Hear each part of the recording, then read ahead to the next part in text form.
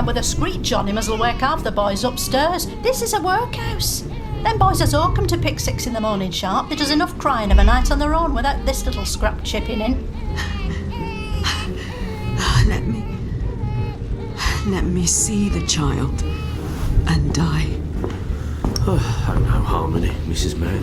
For dying, in my parochial opinion, is just what this one is doing. Oh, picking her up off the wet street in the blank dark like that. You're a Christian saint, Mr. Bumble. Good as. Humble servant of the parish, Mrs. Mann. And being so, I wish you'd tell us who she is. Otherwise, cost of burials all on that self-same parish. My baby. Let me see. There you have it, Mr. Bumble. It's all self with such types. Here, don't drop him. He'd snap like twigs, Mike, that he is. My baby. My beautiful boy. The life I'd have given you. Happy palaces I'd have put you in. But you see us here, my lad. These dark walls all around. What mother brought you here? What mother leaves you? Now. Catch the young one, Mr. Bumble. Little bags on the floor. Mr. Sowerbury better be round in the morning with his measuring tape plus some planks and nails. The young un won't last much longer himself. Sickly begot. And it'll be a sickly end. See this on the mother, Mr. Bumble? No wedding ring. A sad story. One we've seen many a time. Still, the child must be christened. All the quicker, the less life he's got in him. You're always good at giving him names, Mr. Bumble. It's a definite talent. Oh, it ain't just a talent, Mrs. Mann. It's a system. I named the foundlings alphabetical. In Christian names, we had a Norbert last week and a Mountjoy the Thursday preceding. We'll keep our O's simple, shall we? And call him Oliver. As for surname, the last lad was a Swubble. Why don't we call this one, Twist? Oliver Twist. Well, it'll do him as good as any other name in a little while before we bury him near his mother. Indeed, Mrs. Mann. He's not likely to demand much bed and board of this splendid institution of yours, nor celebrate many a birthday within it.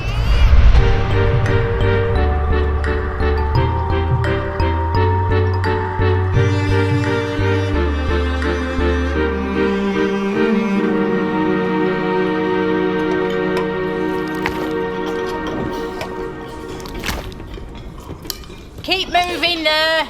Step up quick and get your portion, or you won't get no portion at all. What are you staring up at me like that for, you miserable child? Half a porringer of gruel ought to be a feast for a boy as thin as you. Any more and the weight of it in your belly would overbalance you. Move on. Oh, my, Mrs. Mann, if you aren't a vision of bounteous mercy this morning. I put special effort into my gruel, Mr. Bumble, and I dropped a scrap of onion in it twice a week, just as a show of affection. Oh, these lads must think of you as the mother they never had. Now there's a sight to stir the heart. Young Oliver Twist. Hello, Mr. Bumble. 9 years ago it was, Mrs. Mann, we saw this boy birthed and thought him soon to be buried. And here he stands now, almost at the end of his first decade, an English yeoman in miniature. A touch on the thin side, but that'll be down to all the exercise he gets untangling them old ropes. Off you go, young Oliver. Scrape that bowl dry and you'll be fit for tackling many ropes more. Yes, sir.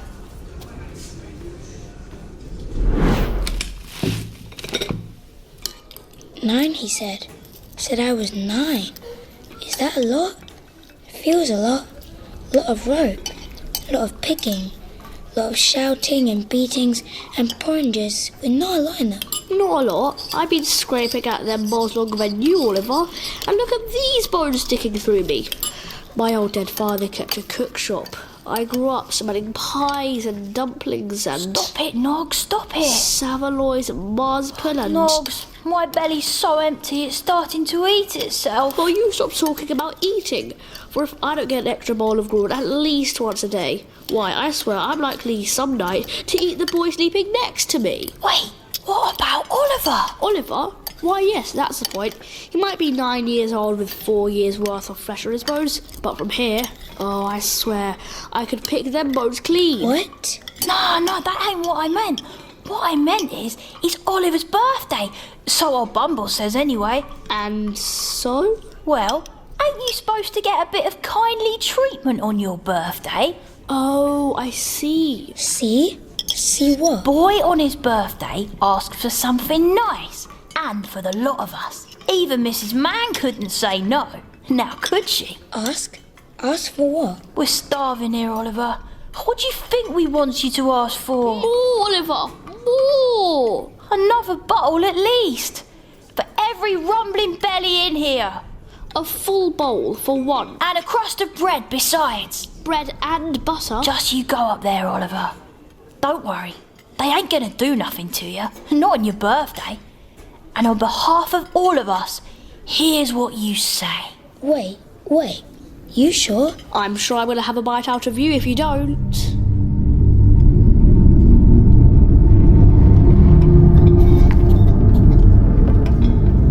Come on, keep up. Or you'll be left with just the scrapings. And we won't get a day's work out of you on just the scrapings. You, boy, lug it. Don't go weeping into your gruel. You'll dilute it and lose half the flavour. We ain't making you too peckish, are we, Mr. Bumble? Why, them gents sipping turtle soup in St. James aren't so well provided for. That could save you $1 or $2 if you're partial. Do excuse me, Mrs. Mann. Still digesting a breakfast of ham and eggs with lamb chops sat there for my return. At any other time I would be... Wait. What's this? I don't recall young Oliver Twist having a twin brother. Twist? A twin brother? Not at all. He's a singular wretch altogether. But I recall him receiving his gruel not 10 minutes ago, and now behold, the very image of the self-same boy stepping towards us once again. You don't serve seconds, do you? Seconds? On a budget of 7pence halfpenny per child per week, I'd be in the poorhouse myself. Then what? Speak up, young Oliver. What brings you back when you have feasted already? But please, sir. Please, sir. Please, sir, what?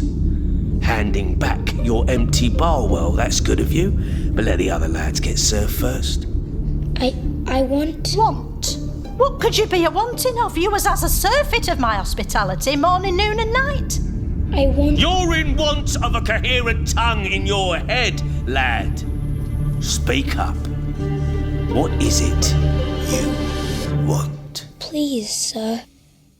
I want some more.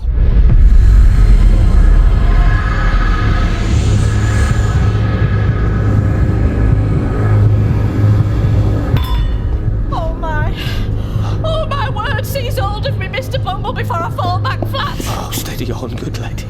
Don't be a martyr to your goodness of heart. It is my heart, Mr. Bumble. A seizure right here at my breast. It's the sting of ingratitude, ma'am, that a boy fostered by your infinite benevolence should rise like a snake and bite you so. You serpent in semblance of an urchin, defend yourself. I want some more. Oh, it sounds again. Agreed that would devour England whole. Nothing so grand, Mrs. Mann. Merely one more miscreant set to criminalise the world and then, no doubt, be hung for it. And hang he shall. You can see it in his eyes. I just want... You want to come with me, young Oliver. Take one last look about you at all you have forsaken.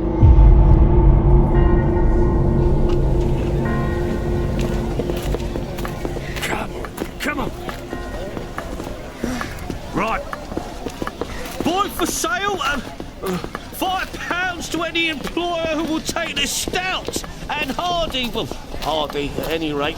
Don't keep up, Oliver. This practicable boy off the hands of the parish. £5 for a 9-year-old lad with 20 years of work in him. Oi, oi, oi, oi, oi, don't go snivelling, Oliver. This will set you up in life and make a man of you. I just want... What? You don't know what you want.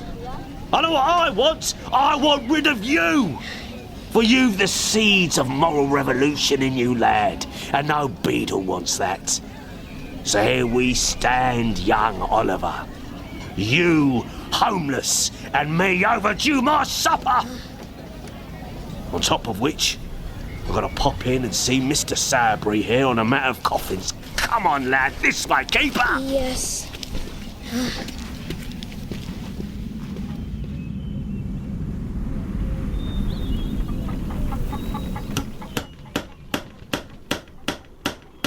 Ow! Oh! Ow! Damn you to the other place, you wretched nail. Oh, it's not me going in this box, so don't go drawing my blood. Mr. Sabry, how does life find you today? Ah, life finds me well, Mr. Bumble. Nothing like nailing together other people's coffins to make one feel glad for being alive. Well, I shall need another couple of those coffins for 2 old girls which went the way of all natural things last night in a workhouse. Oh, well, it's nature going that way keeps me in business, Mr. Bumble. I shall pop round this evening to measure up. You'll make your fortune, Mr. Sabry. Well, the prices allowed by the board are very small. So are the coffins. Well, that's a new system of feeding for you. Coffins may get away with being narrower and shallower, but seasoned timber is expensive nonetheless. You'll make it up in the long run, I'm sure. So long as mortal flesh keeps mortal, I'm sure I will. Little snuff, Mr. Bumble. Snuff? See here. Crafted a box for it in my odd moments between coffins. Oh, yeah, I see that. Well, it's the very image of a tiny coffin itself. Oh, as much craft to it, if I do say so myself, as to anything I ever made for holding anything more substantial. Here, have a sniff. Ah, yes, it is. Excuse me, Mr. Sabry, it is in there, snuff, and, as it were, no more than snuff. Why, whatever do you mean? Well, it's awkward to ask, but given your profession... Oh, ashes to ashes and dust to dust might be my line of work, Mr. Bumble, but it's not to be taken too literally. Oh, of course not. I hardly meant... but my parochial duties demand a sober head all the same. Them coffins commissioned, I have to find a home for this boy here. A boy? Why, I hardly noticed him in that commodious shadow of yours. Oh, he's all skin and bone. And I say that with a professional eye for such things. But might make for a parochial apprentice all the same. You won't be looking for such a lad. Liberal terms, Mr. Sabry. Liberal terms. Liberal, Mr. Bumble? £5 and he's yours. You can take him upon liking. Upon liking? You know what on liking means, young Oliver? He likes me? It means, young Oliver, you don't work hard enough, and Mr. Sabry here, or worse still, ask for that certain thing you're not supposed to ask for back in the workhouse. We know what that thing was, do we not? Don't we? Yes, sir. Well, you ask for that thing here, and you shall be sent straight back to the workhouse, a human particle beyond human mercy, fit for nothing more but sending to sea. Understand? To see, sir. Yes, sir. I understand. See how compliant a boy is, Mr. Sabry? A compliant boy at £5 flat. Well, I pay a good deal towards the poor's rates, which surely gives me a right to get as much out of him as I can. I'll take him. He's just the right size for crawling in the coffins and checking the corners is secure. You hear, young Oliver? Work hard and say your prayers, and we may make a man out of you yet. Mrs. Salbury? Mrs. Salbury, you there? I'm dressing that fat body what won't lie in the coffin straight. Well, if you would have the goodness to step through here, my dear. What? One moment I'm waxing their faces, the next I'm dragging clean linen onto their joints and angles, and never a moment in between for myself. What? We have acquired a boy, Mrs. Salbury. Why? However have we done that? The beadle came by, Mr. Bumble, getting rid. Oh, I see. Workhouse passing its cast-offs onto us, is it? You're too full of the milk of human kindness, Mr. Salbury. I acquired him for work, I assure you, not charity. And work you well, won't you, young, Oliver, sir. Oliver Twist. Oh, there he goes, getting all high and mighty about his name. However small he is. Too small, I'd say, for getting a decent day's graft out of him. He is small, no denying, but he'll grow. Yes, on our food and our drink. He'll be more to keep than he's worth. Oh, but who am I to complain when men always know best? Come on then, little bag of bones, let's get you downstairs. Off you go with Mrs. Sowerby then, young... Oliver, She'll treat you better than your own mother. I don't have no mother. Well, there you go. You're in profit already. Come on.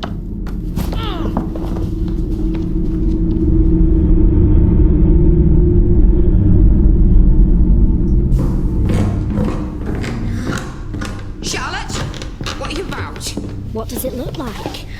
Don't you talk like that to me, young lady. Darning them blue stockings again?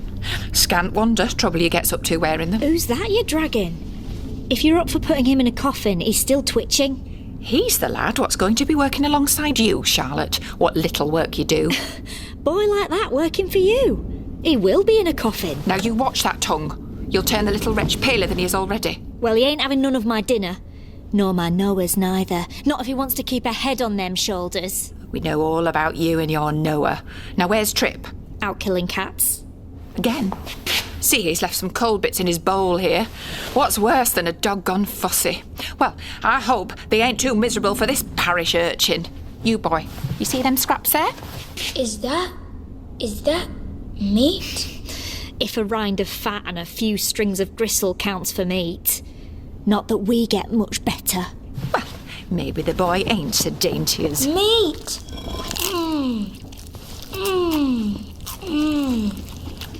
Oh, look at that. The dog's got better table manners. It ain't lasting long. I see that. Meat. You done? Then come up with me, back up the stairs. Your bed's under the counter. You don't mind sleeping among the coffins, I suppose? Among the coffins? Oh, it doesn't much matter whether you do or you don't, for you can't sleep anywhere else. Come, don't keep me here all night.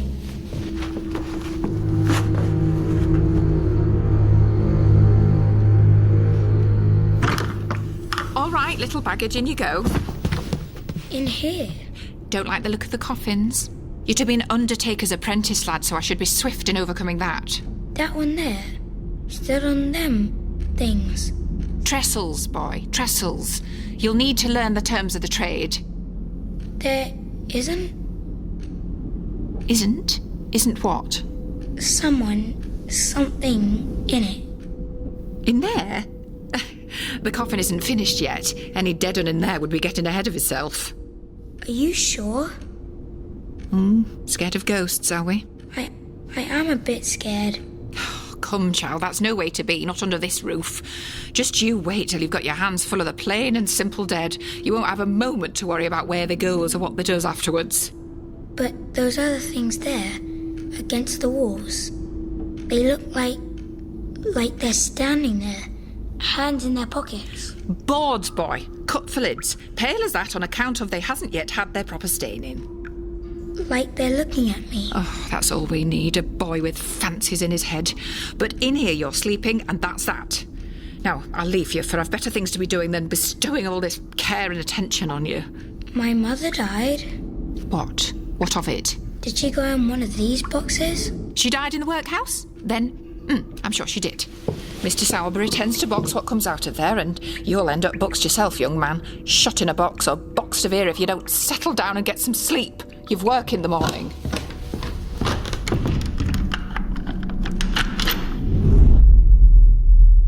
Mother? My mother? Have you a ghost, Mother? A ghost somewhere? A ghost to see me here? To see me, Mother?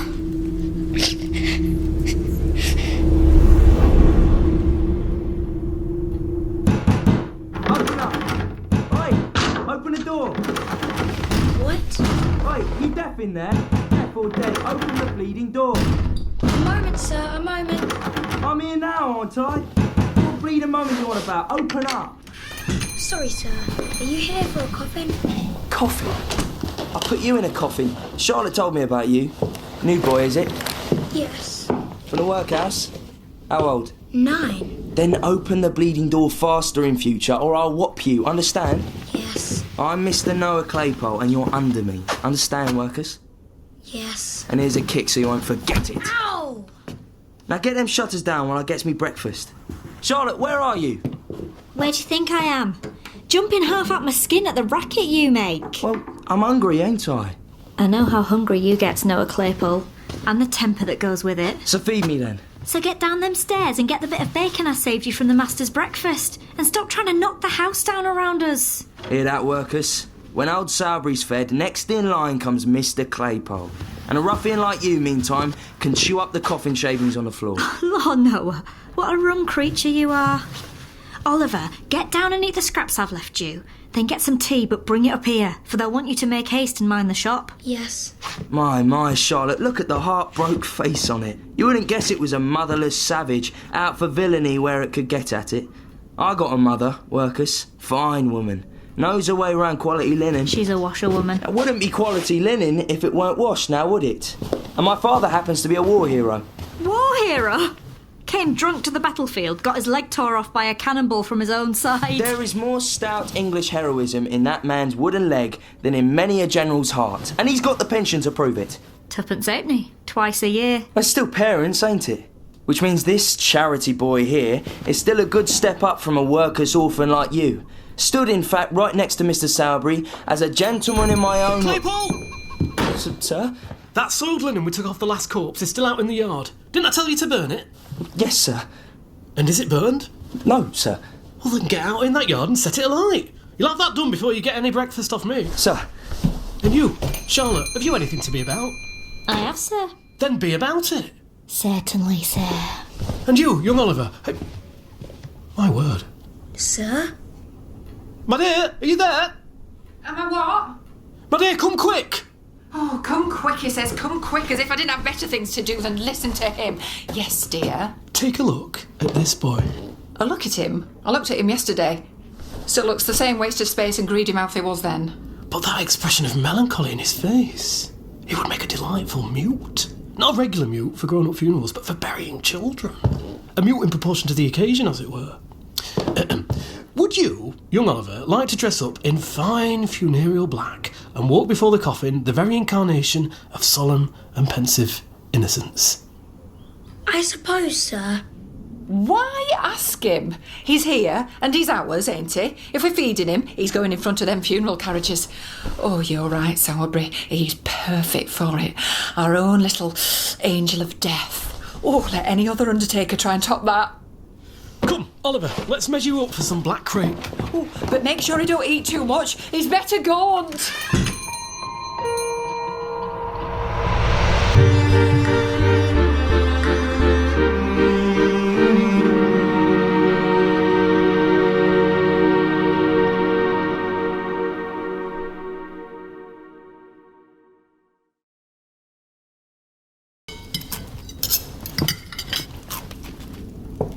Face on you. What's that? Chewing that neck of mutton like it was your own shoe leather. I'm thinking, Charlotte. I know what you're thinking about. Well, never you mind what I'm thinking about. It ain't you. I'd hate to be what you're thinking about, Noah Claypole. Face like that. Down there, Oliver. Get yourself some victuals. Here he comes. Master's favourite. Shut up. Is that you, Oliver? Got some mutton for you. I kept Noah from guzzling it all, seeing as how you're so important now to Mr. Sowerbury's trade. Thank you. How did the funeral go? Nice and solemn? The old ladies were all very upset at the grave, but when they got back and had some tea and cake, they all cheered up.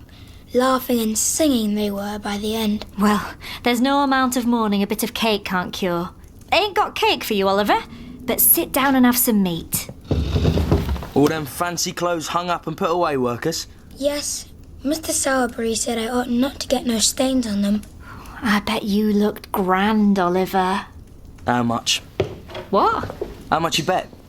For I'll bet you he looked a right rare worker's brat what had raided some wardrobe didn't belong to him, silk hat and all. Leave him be. Master said I looked right dignified. What? You, workers?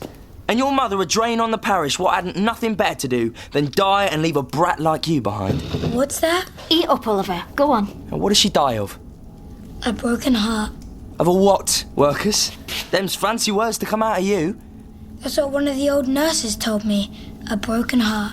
And what would you know about broken hearts, you workus lout? I know. Look at it, looking at me. You ain't walking in front of a funeral now, workers. And that mother of yours, I bet she didn't have no proper funeral at all. What? Type she was, I reckon they nailed together a few crates off Gravesend docks, shoved her in that and threw her in a hole outside the cemetery wall. A worker's box for a worker's baggage. What did you say? Noah. What did I say? I said your mother was a regular bad 'un. And it's a great deal better she died when she did, or else she'd have been hard labouring in Bridewell, or transported, or hung. Which is likeliest of all, ain't it? Why,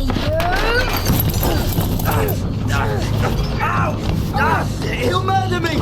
Charlotte, help! He's gone mad! Help, murder! Oliver! Get off him! Oliver! What's all this cracking? What was that about? Oh, Sowerbury, come quick! Charlotte, what's that little workhouse brute doing to poor Noah? He's killing me! Mrs. Sowerbury, help! Get off him! You little rat! Get off me! He's killing me! Charlotte, I'm half dead already! More than half! 2/3 at least! Let me get hold of him, Charlotte. I'll scratch them tigerish eyes out. Sowerbury, where are you? Come quick! What's the noise down there? Sowerbury, come down quick before the whole house is littered with bodies! There we go. Thought you got me trapped, workers, with that surprise attack. You two, hold him still. I'll show him the fight I got in reserve. Oh, careful, Noah. He'll bite the fist clean off you. He won't get one over on me again. I can Ow! Oh, see that? It kicks like a mule. Sowerbury, where are you? The boy's gone mad. Whatever is the commotion? I was toasting the deceased with Mr. Bumble. Bumble? Well, that's the fellow should be down here seizing hold of him. For he sold us a fiend from the pit in the form of a lad of all work. Oliver! Get off me! Oliver! Let me get a hold of him. Get Oliver! off me! Ah! Now then, when this grip on your collar permits you the breath, tell me what malice you've been at with my household. He called my mother names! Your mother? Your mother's dead, boy. What's a few names to her? It's something to me! Let me at him! What's this disruption to the parochial order? Murder, Mr. Bumble. Murder? Attempted murder, anyway. My poor Noah was like one of them fellas what gets bludgeoned in a melodrama. Like my hero father on the battlefield, rather. Caught out by a surprise attack and suffering here with several mortal wounds. And he did make such a poignant mute. Have you gone mad, young Oliver? I'm mad at him! Not so mad, I hope, that you ain't a trembling at the sight of me. Who cares about that? He insulted my mother! Oh, Mr. Bumble, to talk so to such as you. He must be mad. It's not madness, Mum. I've seen this before. It's meat. What? You've overfed him, Mum. Raised an artificial soul and spirit in him, unbecoming a person of his condition. Why, it's a wonder he didn't eat the legs out from under you. Oh, dear me. This comes of being liberal. So, what are we to do with him, Mr. Bumble? I can beat him, of course. Beat him like I was knocking nails into a coffin. But what if he up and bites me in revenge? Lock him in a cellar, sir. Starve him down, and when he's weakened enough to be released, well, be sure you keep him on gruel for the remainder of his apprenticeship. He comes of a bad family. Oh, that mother of his. Well, she made her way here against difficulties and pains that would have killed any well-disposed woman. She was my mother! And you won't have him back? Bless me, no, Mum. For who else would have him? Come with me, Oliver! I'm a stout stick in the cellar. Oh, it's not fair! He insulted my mother! My mother!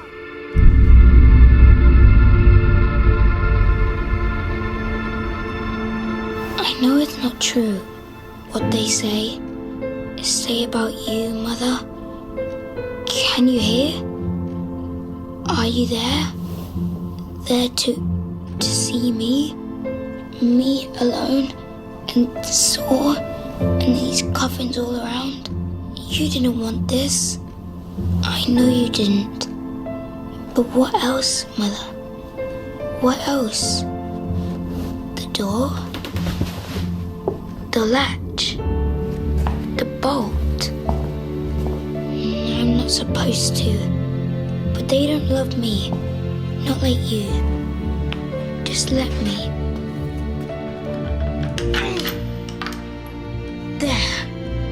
open it, Mother? Should I? Why shouldn't I? Yes. No, they'll hear. Wake, come after me. More beatings, more teasings, more things said about you. I won't stand for that. You're my mother, and I... What's that noise down there, Oliver? I ain't staying.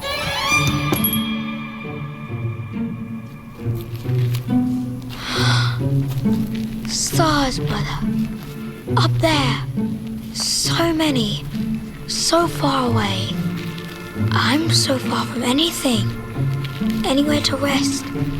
Anywhere to feel safe. Anywhere Mr. Bumble won't be able to get at me.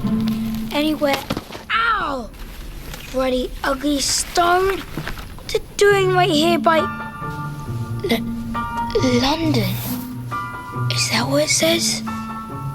Mother? London? I heard of London. Old boys in the workhouse said it was a place where no boy need want. Is that true, Mother? Was you ever there? And what's this? Underneath? I can read, Mother. See? A bit... 70, it says. 70... Oh, I know that. 70 miles. 70 must be. Why, 7 and a bit more. Why, I'm almost there. I shall be there by dawn. London.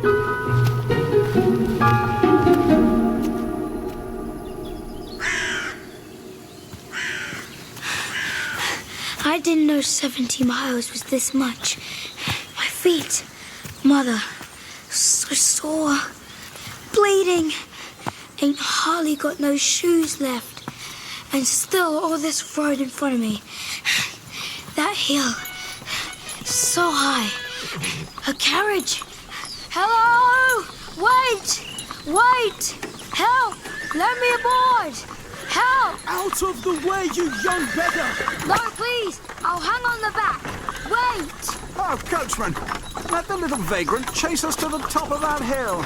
If you can catch up, lad, I'll toss you a halfpenny. Come on, urchin, let's see you run. Run! Yes, run! Ah! Why, look there, the idle young dog ain't worth a halfpenny. Faster, driver, let him wash himself in the dust like a bird. Ow! Think I won't get there, do they? Think I ain't got walking to London in me?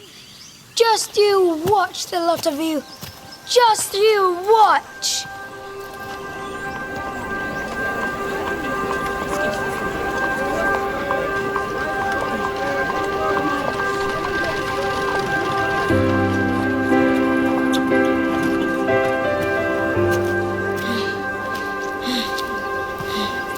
London, is it, Mother? All these people. I hope it's London, 'cause I can't go no further.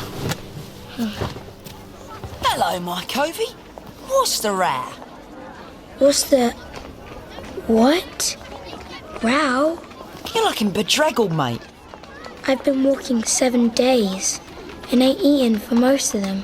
Ah, so it's grub you want. How about some ham and a 4-penny bran? A 4-penny what? Bread, my covey. Do you drink beer? I bet you're thirsty. Thirsty? Yes, but I don't have no money. I'm at a low water mark myself. One bob and a magpie. But as far as it goes, I'll fork out and stump. You're with the Dodger now, so you won't starve. With the who? John Dawkins is the name. Jack's my friends, and the Artful Dodger to my special friends.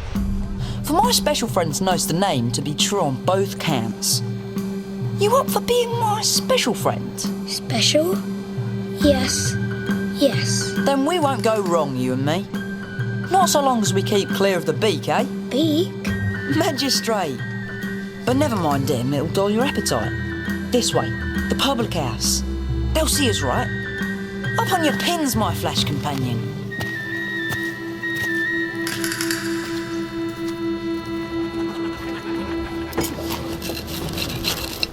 How's that tasting? Nothing in my life ever tasted so good. I've been dreaming of London these past 7 days. But I never guessed London would taste so good. You ain't in London, country boy. Ain't I? Not yet, but you're on your way. This is Barnet, which ain't so bad, but London's the place you're gonna do all right. And Dodger's the fella that's gonna get you there and see you fine. We can be there by tonight. You got lodgings there? Lodgings? No. Oh, I'd get some if I was you. For they comes in handy in London. Which is why you're lucky you met me. Happens I know a respectable old gentleman what'll give you lodgings for nothing and never ask for change. Like the sound of that? I do. Yes. Then ain't it a fair shake on what you might call his protege? You finish that lunch, Oliver, and we'll stroll around a little. No sense getting to London before nightfall. Don't want no toll taker giving us funny looks. But when we get there, why, Dodger will take you right where you want to be. Come on, everyone, open your beds.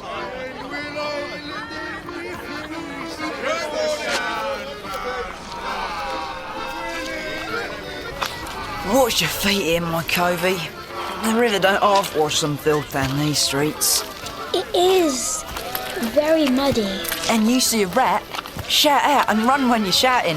For them coves will bite you harder than any of the bleeders in the pub back there. And if the rat's got a dead dog in its mouth, you'll know it's local. But that's how big they grows round here. This isn't how I thought London would be. London. Smell it. Thames mud and chimney smoke, and more mud punters than anyone can ever count, scraping the gutters for a living. I loves it, and you'll love it too, when you get enough of it in your lungs. And right around here, you're gonna find your very own home. Don't worry, Dodger will get you in the door.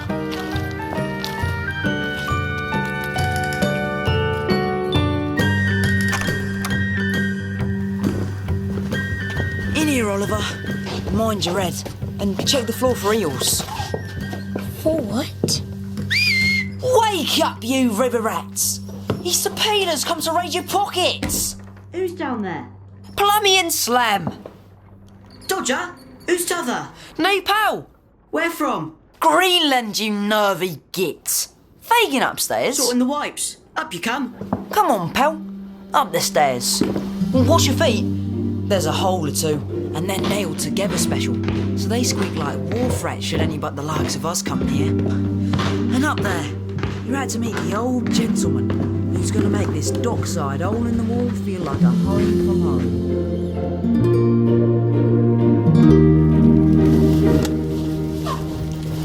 Ah, yes.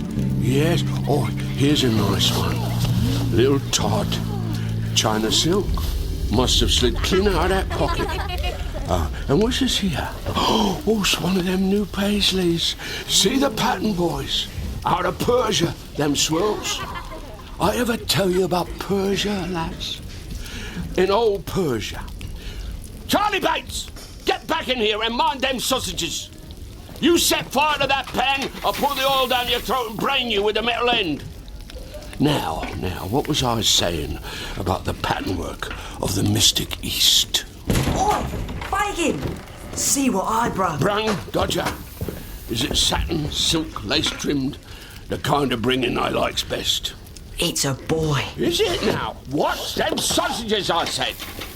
Oh, if old Fagin were hard of heart, he'd point out we've no shortage of boys. I mean, see them lined up against the wall there, smoking my tobacco, drinking my gin, and burning my bleeding sausages.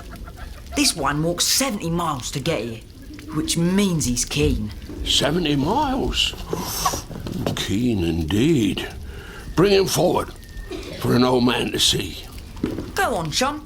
Let the old devil clock you. And the young gentleman's name would be... Oliver Twist. Twist, is it? Oh, a distinguished name. I hope I shall have the honour of your intimate acquaintance, young Oliver. Quiet back there! My boys, as you hear, sometimes makes mock of my liberality. Come, boys, step forward. Shake young Oliver's hand. That's it.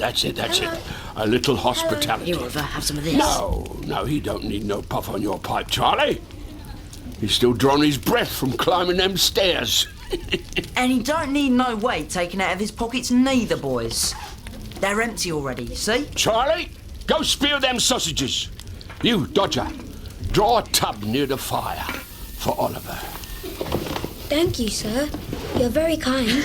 Quiet there, Charlie, or I'll stew you with that sausage fork. Yes, young Oliver, I am kind. Kind enough to look on the likes of you and know you for a lad like poor old Fagin once was, who's had to fight and struggle to find any place in the world. Well, here's a place, my dear, where a boy with some wits about him can feel at home. Fetch this lad a plate of sausage, for he's earned it getting here. What's that, my dear? Staring at all them pocket handkerchiefs hung there? There's a lot of them. We just looked them out, my dear, ready for the wash. And some lads round here needs to stuff their mouths with gin and sausage and then get quiet to bed. Here, Oliver, you settle by the fire and have some grub. And meanwhile, Dodger will nudge one of the other boys to give up a mattress. So you'll have somewhere to settle nice and soft and warm. You're kind indeed, sir. I never, ever had a place to sleep that was warm and kind. Oh, ain't a boy here, young Oliver, including this old boy stood over you now, who ain't seen up close how hard and cold this world can be. Which is why, I'd venture, we all found our ways here. And here's a sip of hot gin and water to see you settled. Sleep as late as you like. We don't wake so early round here. Thank you. Got a bite in it, Mike Ovey. I'll say it has. Hurry up and drain it dry, for I'm due my own draft. And this dear old gets mean with the tumblers. Dodger does like to laugh. And we loves him so for it. But yes, go on. Gulp it all down. And then, my lad, see how sweet you sleep.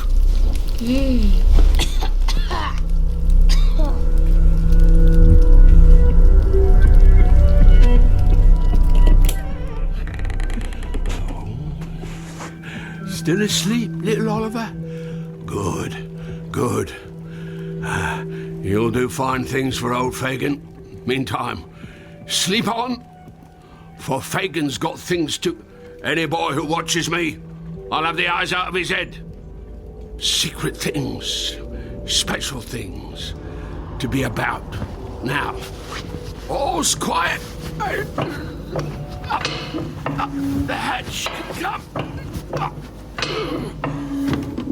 Oh, yes. Here we are. My treasure. Poor Fagin's treasure. All of them sneering at this sad old soul, never knowing the riches he's got hid. Who's watching? No one? Still asleep, Oliver? Oliver? Good. Yes, oh yes, oh, these fine glints and sparkles. The splendour them fine ones never guess at, while they spits on old Fagin. The watch? Ah, yes. Them dear old friends never told, never preached on old Fagin. Wouldn't, at any rate, have loosed the knot round their necks, my dears, nor held up the drop. Fine thing, the gallows. 5 men in a row, swinging sweet, rope creaking, no tongue left wagging. And old Fagin, mocked so often, ain't he the only one left to... There! Who watches? Sorry, sir. It's only me. What have you seen? Speak, boy. Here's a knife. I could slit a throat quick as cut a muffin. Quick! Sing out. Did you see them? Hey? Them things in that box. Did you? Yes, sir, some of them. Yes, sir, some of them. Well, there's the sound of an honest lad, at least. And there was me thinking you fast asleep. When did you wake? When? Just a moment before you came in, sir. I was frightened. Frightened? I had a bad dream, sir. A dream of all I've run away from. And waking to find myself here. I felt so safe. I just lay there and saw you. Safe, boy, safe. And look. Old Fagin's gone and frightened you, bad old devil. And you. My, but you're a brave and honest boy. Old Fagin, you see, he's been frightened a time or two. So, what he does, you see, is he clutches tight at such times at a few little treasures he's kept hold of, snatched from a world as has snatched so much from him. These being all he has to live on in his old age. Miser, they call me. Them has never had to fear having nothing. Not like I have. Fearing that, this old eye of mine has grown sharp for all it's beautiful in this ugly world, whether it be gold or silver, silk or lace. Is there, tell me, such a crime in that?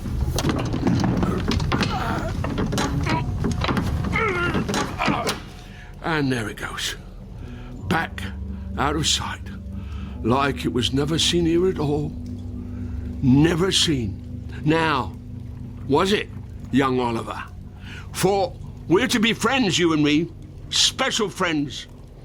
And being friends, well, that's a deal that weighs heavier still on the tongue than on the eye. I never had a friend, sir. Tongues can be lost, you see. Sure as eyes ain't. Oi, Fagin! Don't go eating him for breakfast just yet. Dodger, that's an excess of wit with the morning not half gone. I hope it's some fine work that sharpened you so. You should have seen us, Fagin. Me and Charlie here, cutting through them crowds like your fingers raking small change. Crowded, was it? Well, the fella up the front was doing a nice bit of dancing. Drew a fair few punters, busy looking on and not too watchful of their own pockets. We do like a good execution, don't we? Charlie, what you got, Dodger? Couple of pocket books. Pocket books? Ooh, let's see. Lined? Well enough. Not so heavy as they might be. So the craftsmanship's delicate. Don't go knocking me. What you got, Charlie? Wipes, see? I do see. Good ones. Very. Nice texture. These marks here, though, you haven't marked them well enough. What are you on about? I mean, this stitchwork here will have to be picked out with a needle. The monogram, Charlie. Substandard.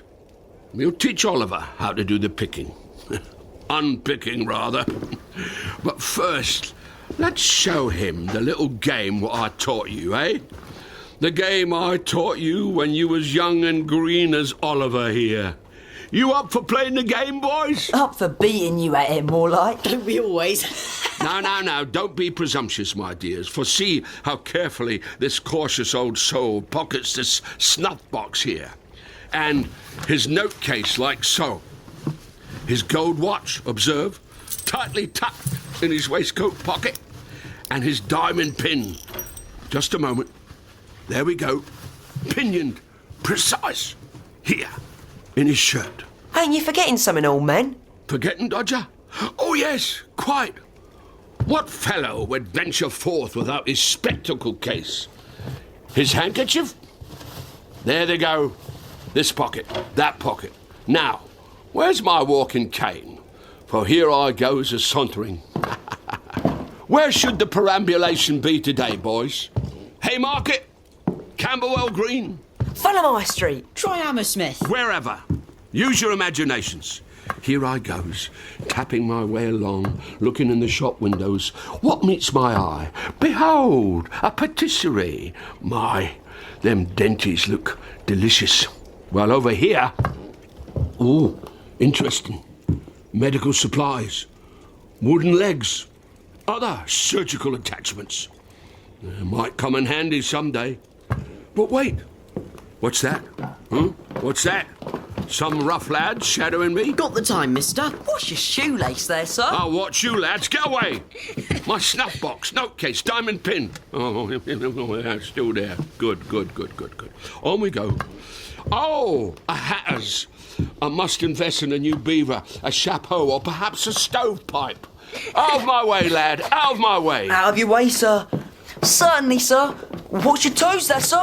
Whoops! Look out, Gov. Don't block the bleeding pavement. What? What's this? Stomped on the toe and jostled from behind? This high street's like the Battle of Waterloo. Wait. My watch, my snuff box, my diamond pin, my note case, spectacle case, my fine handkerchief. Where have they gone? Ha! They took them. Didn't we just, Dodger? Smooth as silk, Charles. Make them your models, Oliver. The Dodger here, a special. He'll be a great man himself, and make you one too, if you take pattern by him. Here, Oliver. Let me slip this handkerchief back in the old buzzard's pocket. See? See it hanging out? Just there. Why, so it is. See if you can take it out without my feeling it, clean as Dodger did. I'm not sure I can. Not even as the old gent which I am is busy peering in this shop window here, looking at forced green gauges or wingtip shoes or... What's this? Oh, yes. Some exquisite button suspenders for a fellow's sleekest hosiery. Ever try, Oliver? Here. Creep up behind and... Creep? Reach out. Both hands. Both hands? One hand under the pocket. The other. Got it. What? Is it gone? Here it is, sir. Why, I never saw a sharper lad. Here's a shilling. Go on this way, you'll be the greatest man of the time. Now come here, and I'll show you how to unpick the markings on that handkerchief. What are you up to there, Fagin? Wrapped in another innocent child? Oh my, but it's a cold wind blows off that street sometimes. Hello there, Nancy. Buying around for lunch, are you? Charlie is drunk already on the sight of you. Shut up, Dodger. Hello, Nancy. I'm here with a message. Oh, yes? From some rich bigwig, is it?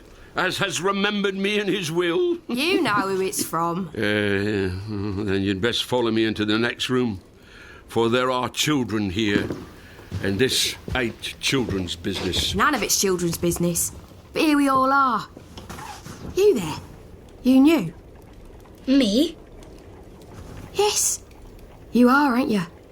Where'd they find you? Barnet, Nance. After he walked 70 miles to get there. Dodger found me. Brought me here. And I'll bet he did it just out of the goodness of his heart. Or maybe... Nancy! Get out. Get away, is what I'm saying. Nancy! You, Dodger, Charlie, take Oliver out. Show him the rounds. He's a fine lad, but he sometimes hears and sees more than he needs to. You, Nancy, come with me. You hear that? There's stuff you shouldn't be hearing. Maybe what I just said is part of that. Come in, you old viper. Nancy? Yes, Charlie? He ain't outside, is he? Scared, Charlie? Look at him shiver. Shut up, Dodger. No, Charlie. He ain't outside. If he was, well, maybe we'd all be shivering a little. Boys, get out! The three of you! Come on, Oliver. Let's go for a walk.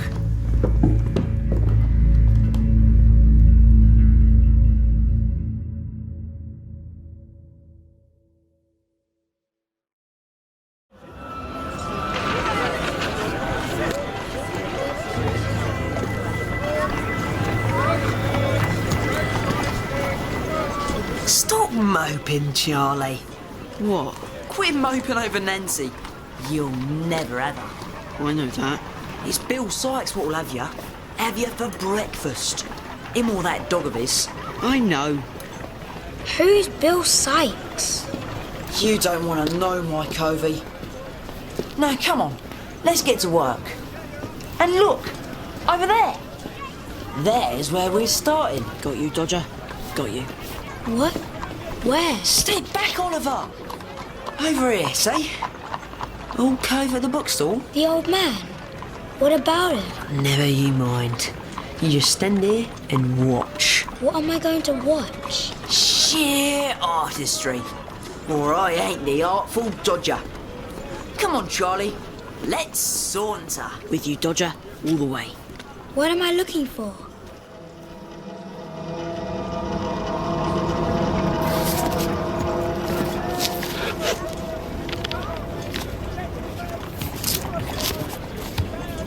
Oh dear.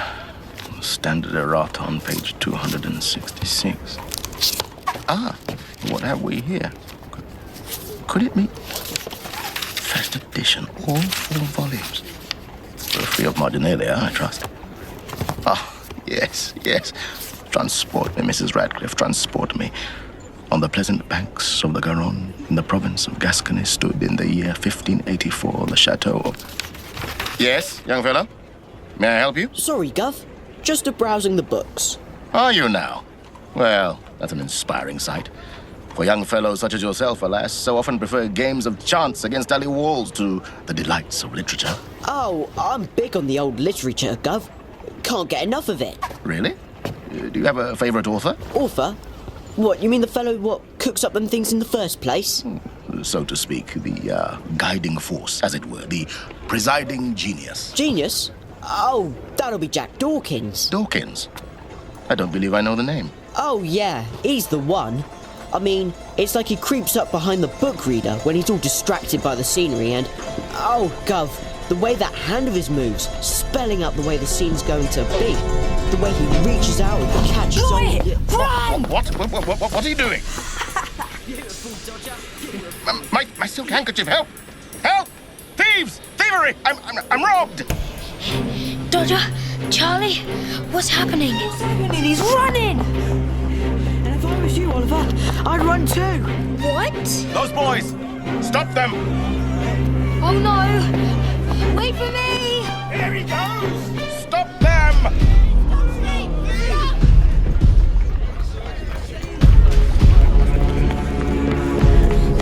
This way! Wait! Why did you take that man's handkerchief? What do you think? Keep up. But why? Here they come, Dodger. Coming this way too. What do we do? Dodger? Stop, thief! What? Stop! Thief! Here he is! Over here! This little... Who? Me? Yes, here he is! Stop, thief! I'm not the thief! No! Wait! I'm not the thief! Get no!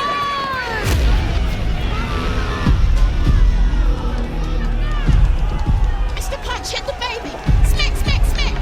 Judy cried. Baby cried. Never he got laughing. Dodger! Charlie! Where are you? It wasn't me! I got him! What?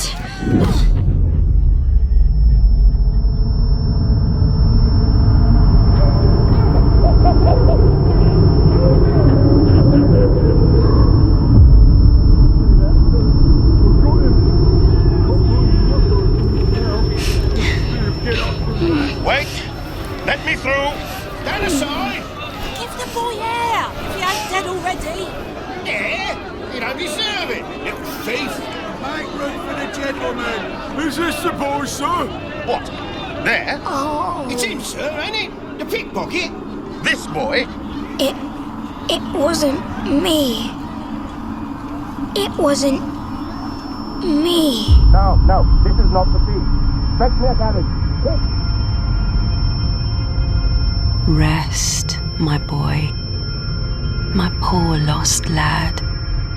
Rest, and let your hurts, their hates, fall away. I am watching and seeing you safe.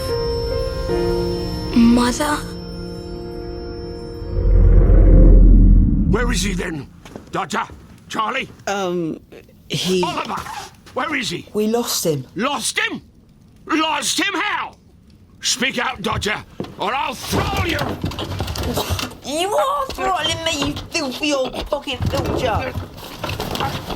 I'll squeeze harder till I get an answer. Let him be, Fagin. Oliver's pinched. What? You heard Charlie? Pinched? Pinched for what? Pickpocketing! Traps have got him a whole bet. Now let go of me! Him?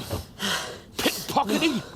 Don't I employ more experienced hands to do that kind of thing? Hands such as yours. We were trying to give him the benefit of our experience until some old gent got in a panic, hollered up a row. You know what it's like when they're all a-calling stop thief. Yes, I know the dodgers lads like you get up to. Trying to save your own skins. So we're free, and he ain't. Us being the lads knows the job. Unlike him, the job we does for you, Fagin. So I'd say you're still in profit for the day. And if he peaches, eh? Didn't think about that, did you? Nah. Innocent lad like him. Peelers breathing all over him. Who's to say he won't tell him about this place? You think of that? I thought of looking after myself, Fagin. It's what you taught me. And you make another move on me, you ancient piece of work. Oh. You what, Dodger? You're a sharp lad, but old Fagin has fought a longer and harder path to get here than you can imagine, and said a blunt goodbye to many another along the way, blunt enough for few of them to ever say hello to anyone again. I'm less than a step from this toasting fork, see? I'll run your old carcass through with it, sooner than ever you catch me again with those mangy claws. These mangy claws, just watch, will snatch up this pot here and smack it down on that smart head of yours faster and harder than even you can dodge, Dodger. Just you try! Stop it, both of you! Oh, I'll try! Not as hard as I will! That's enough! I'm going! No! Steady, bullseye. Don't go eating a lad. You'll stick in your guts and I'll be smelling them every time you break wind. Mr. Sykes, sir. Bill. What's that, Dodger? You up for murdering old Fagin? Sit the fork back in the old devil's lunch. If anyone's doing any murdering around here, I'm the one who's doing it. Yes, Bill. Mind, Fagin. I wouldn't blame them for murdering you, not if I was one of them. Ah, come, Bill.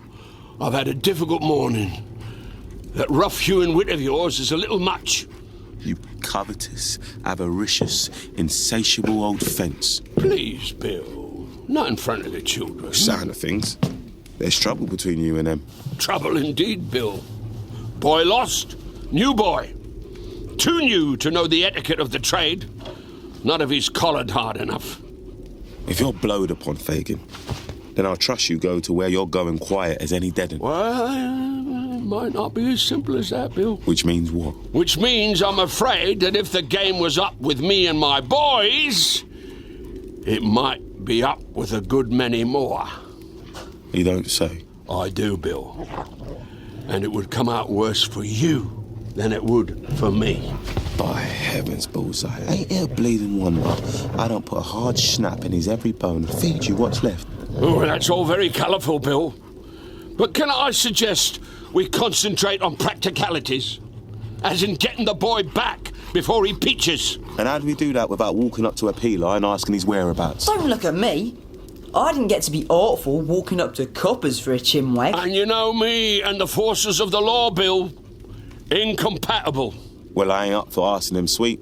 Sweet ain't my nature where them sorts is concerned. Which leaves the question hanging, my dear. What do we? Oi, oi. What's with the happy faces here, then? There you are, Nance, caught up at last. My word.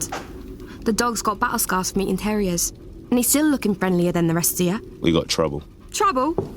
Ain't we ever got anything else? True, but you, Nancy dear, might be just the girl to get us clear of this spot. Whatever it is, I ain't doing it.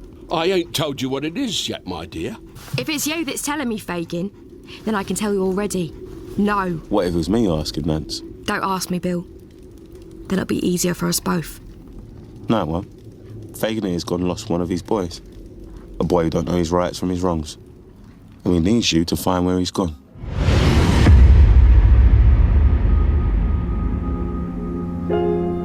Time to wake, my boy. Safe and well in a softer world. And see, here I stand, watching over you still. Wake, wake, and know me.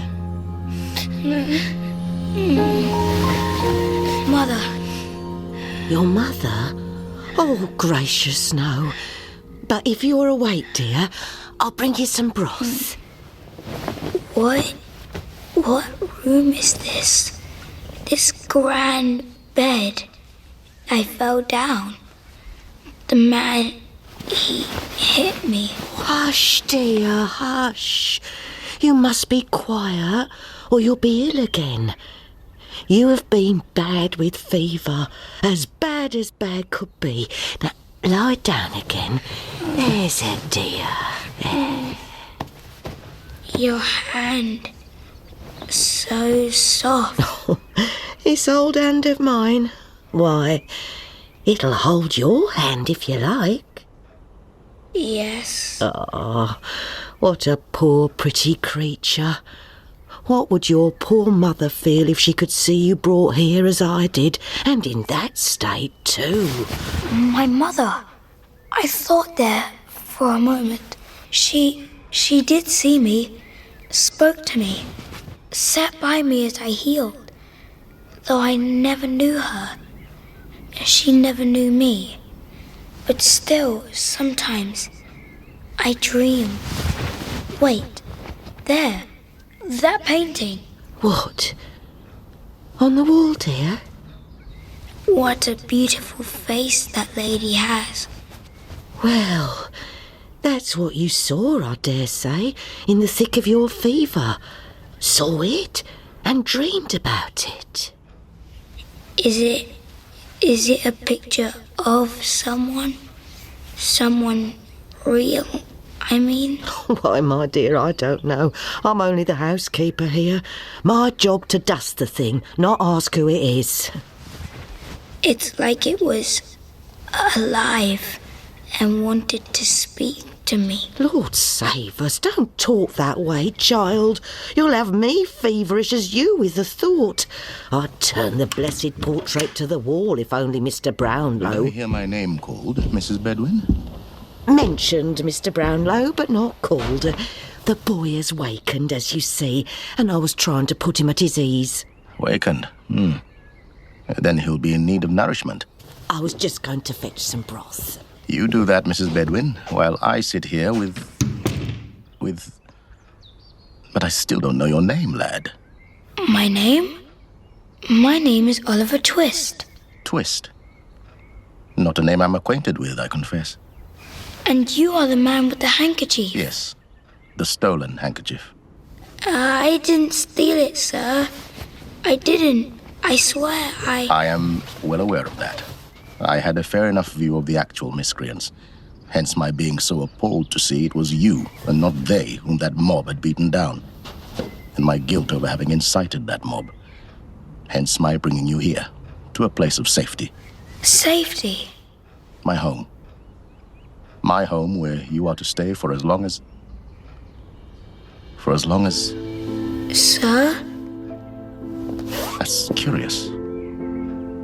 Most curious. For we have a portrait here, a painting in this very room. The lady there, sir. You've seen it? I think I saw that lady in my dreams too, sir. And I see, don't I? There, in your eyes, the lines of your face, your mouth. It can't be. Can it? No. No, I shall leave you in Mrs. Bedwin's care. Do excuse me. Sir?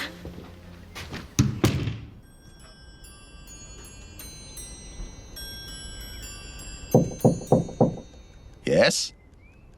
Come in. I'm sorry, sir. I didn't mean to... To disturb me, Oliver? Why, what could cheer my bruised old heart more than seeing you up on your feet after all these long days? I've been worrying about you, sir, all through them days. Worrying about myself? Myself happily locked away here among all these old books. These books amid which I have buried so much of my life. I never saw so many books. Now, you may read them if you like. I never read no books. Not really. I could teach you. I don't understand, sir. What don't you understand? Why you do such kind things for me? Because, lad, I discern some Well, what might I call it? Some quality of spirit to make me trust you.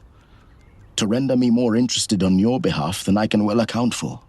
Even to myself. Is this to do with that painting, sir? The painting. Perhaps. The persons on whom I have bestowed my dearest love lie deepest in their graves. The happiness and delight of my own life lie buried there too. Yet I will no longer make a coffin of my heart. Wherever you have come from, whatever power it is that has crossed our paths, I pledge, here and now, to make the life yet ahead of you a better life than you have led thus far. I can't deny that I have, at times, been disappointed in those objects whom I endeavored to benefit. But I'm inspired to trust you, Oliver. Why, yes. Why not? To trust you all the way to that very doorstep where I saw others proclaim you thief. Sir? Here, look. A little batch of books, bundled up for returning to that bookseller at whose door I lost my handkerchief. There, sir? Yes, Oliver, there. And I would also have you pay the fellow the £4.10 I owe him. Here is a £5 note, which means you must bring me back 10 shillings in change. I never saw so much money in my life, sir. And I trust you with it, Oliver. Because if I cannot trust you, then what in the world is left for me to trust? I bought you a fine coat to wear with that new suit of clothes. Be sure to button it tight. It's a brisk morning. Take the note, and with it, take my best hopes for human decency. I shall await your return, in good faith.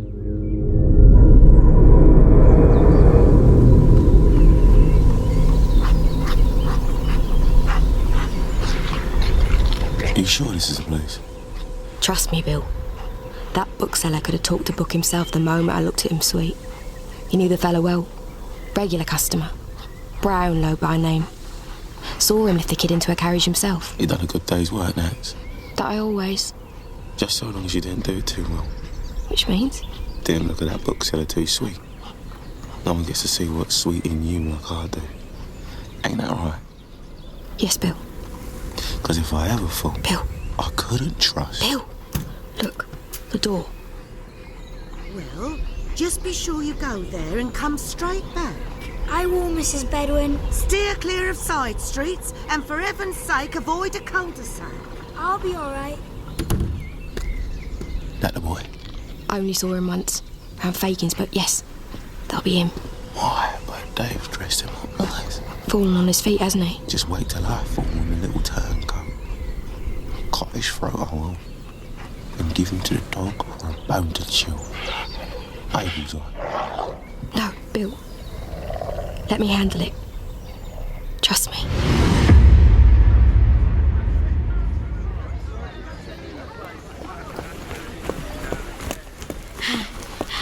Which way? I thought it was... Excuse me? Excuse you? How? You looking for trouble? I'm sorry? This is an half a pig I'm hefting here, and if you don't clear the way and let me get through the door of Hoggins the butcher there, why... I don't know what I'll do with it, or you. I'm sorry. Can you help me? Help? What? What do you need help for? I need help. This lad of mine gone and swiped half the suet in my pantry. Wait up, you! I told you, Ma! Stop following me! There it is, all a-gleaming in your hair. It's called comportment. Makes it shine nice and smooth. If you weren't such a blind old baggage, you'd understand. I understand you'll stand too close to some fella roasting chestnuts and go up in flames. And then where will your poor mother be? I'm just looking for a bookstore. My dear brother, Oliver, oh you naughty boy. Nancy? To make your poor sister suffer so on your account. Come home, dear.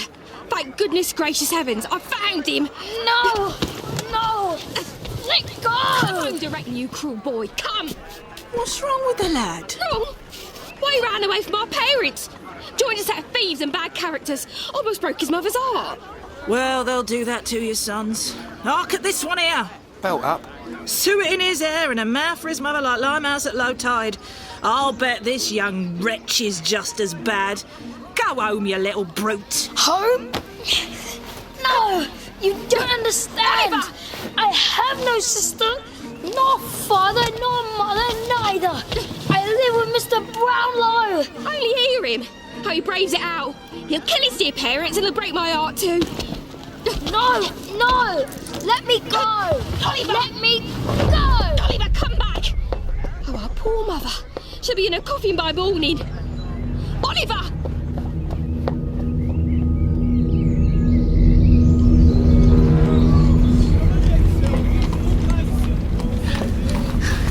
Got to get away. Oliver! You're not my sister. What the devil is this? Young Oliver, come home to your poor mother, you young dog. Who are you? Catch him, Bill. For mother's sake. I'll catch him. Help me! Help me, someone! I don't know who this man is. I don't belong to them. I'll help you, you young rascal. What books are these? You've been stealing them, haven't you? Give them here. No! Give them back! Need a hand there, mate? No, I got a hand enough. No! Now get up! Help! Someone! They're not my... I don't know them! Come, you young villain! You too, dear sister! Boots on! Mind him, boy, mind him, right? He tries to get away, take a leg off him. Come on, this way. Not too hard, Bill. He's just a boy. I know the boy he is. I know what I'll do to him if he don't kick step at me. Sometimes it's the only way with a child. I wish I'd hit you as hard as that when you were young. You might have more going for you than suet in your hair. Get off!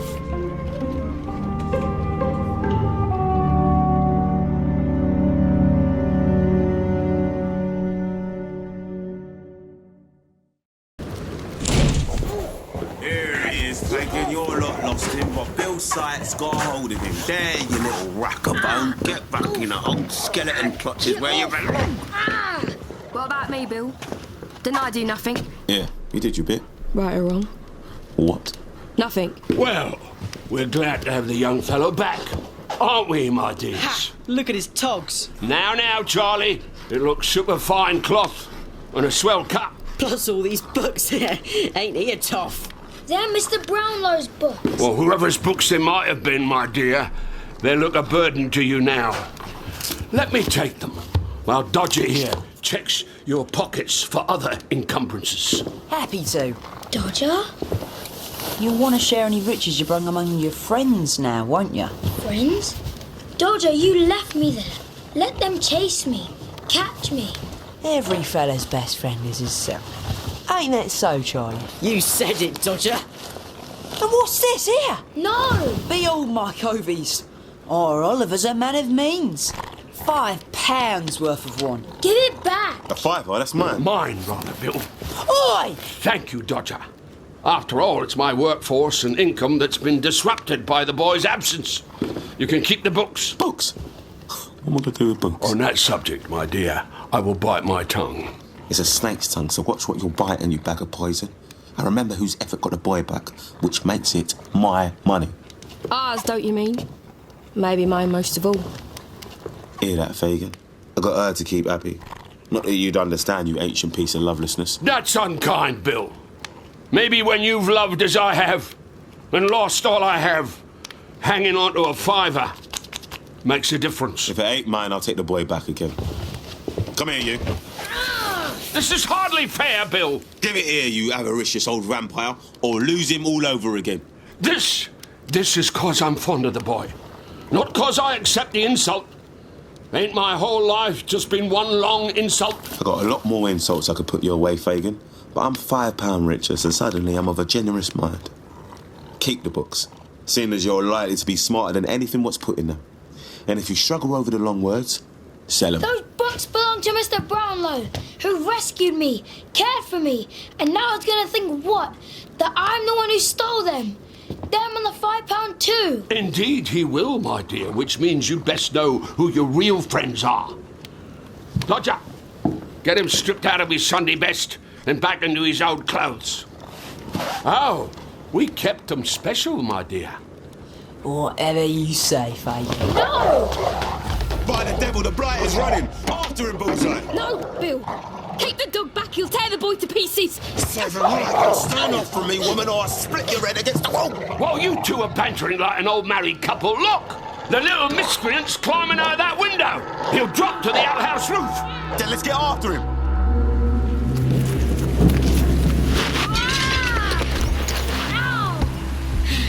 Here I'm coming, Mr. Brownlow. Coming home. Coming home. No!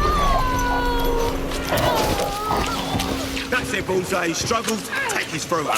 No! Get that dog off him! Bill!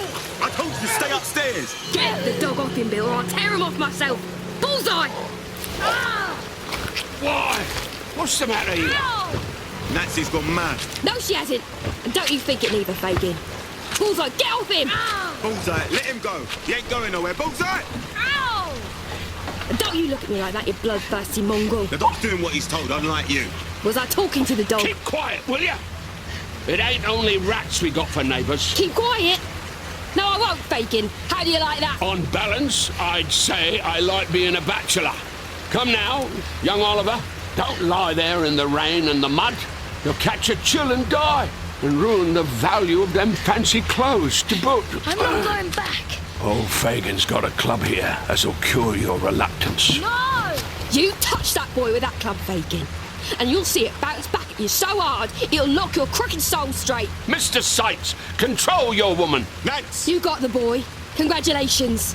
And got me wishing I'd been struck dead in the street before helping bring him here.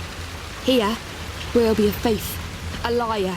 All that's bad from this night forth. It saddens me, Nancy, that you chooses to describe so your own way of living. Yes. And didn't I thieve for you when I was a child not half as old as this? My living, you made it. These dirty streets mine till I die. And I'm to stand by and see the boy get the same treatment you gave me. Why, it made a lively enough soul out of you now, didn't it? You rotten old... Oh, Bill! Oh, Bill! Yeah, she'll kill me! Swing for it! Nancy! That's enough! Nance, keep quiet and still, or I'll quiet you for a good long time to come. Would you, Bill? Watch me. There! We're all a happy family once again. Dodger! Charlie! Stop skulking back there and get young Oliver out of these clothes and into his bed before he winds up the one we're burying. I'll take him up. Come here, Oliver. Thank you. Don't throw me too hard. You wouldn't be stuck here if it wasn't for me. Sooner that lad loses his halo and becomes an honest criminal like the rest of us, the quieter life will be around here. Think you can help with that, Bill? Why should I worry about how quiet your life is? Because there might be a richer man than me wishing the same thing twice as hard. Oh, yes? With hard cash to hand out to you and me, if we could make it so. What you on about? Well, you wouldn't expect me to breach a business confidence, Bill. But let's just say there's a sight more to that boy than you might reckon. And potential profit in that for both of us. That's if you can make a real miscreant of the lad. If I can make a profit on it, Fagin, why, I'll break that lad's morals faster than Bullseye could snap the neck on a rat. I got words tomorrow with a mutual friend. One who might be eyeing up the sort of opportunity we're looking for. Well, if it's the mutual friend I think it is, then that ought to wrap up the boy's fate nice and tight.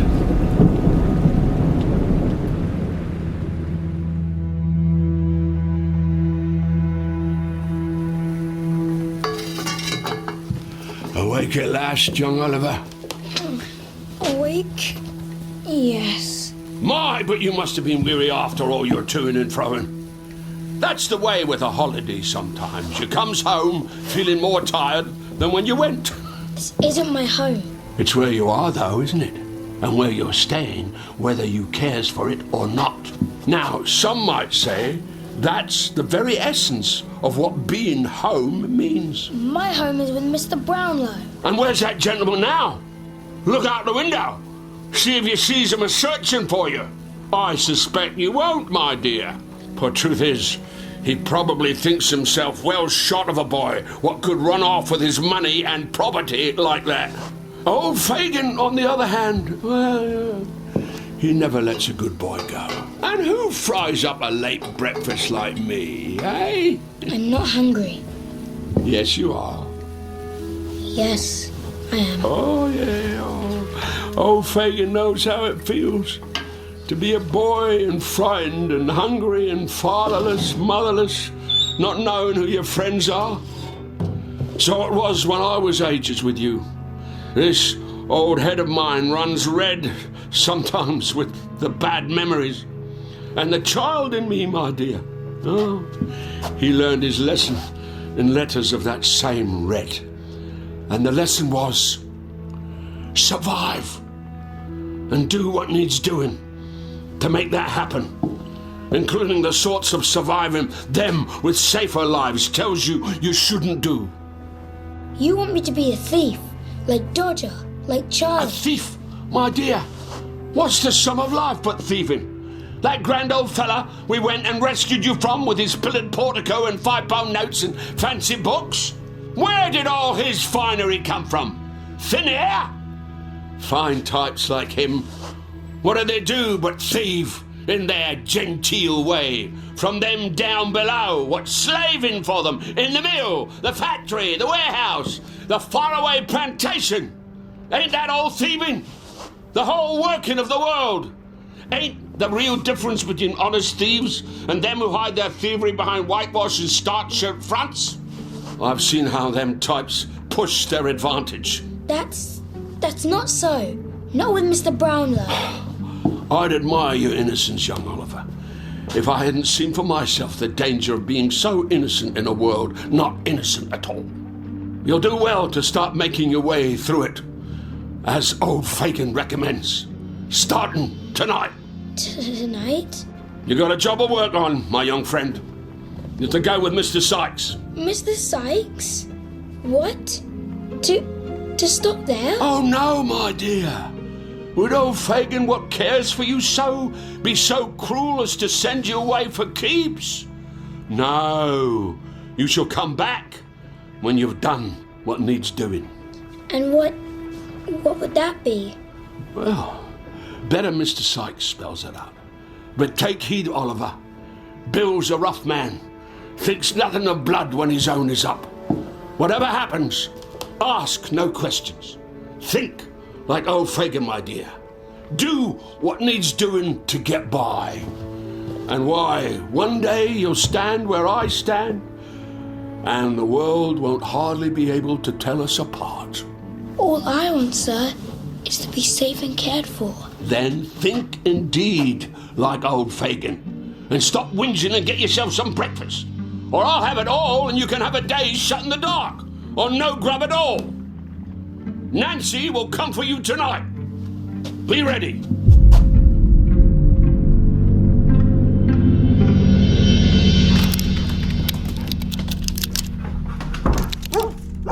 What's that, bullseye? Company?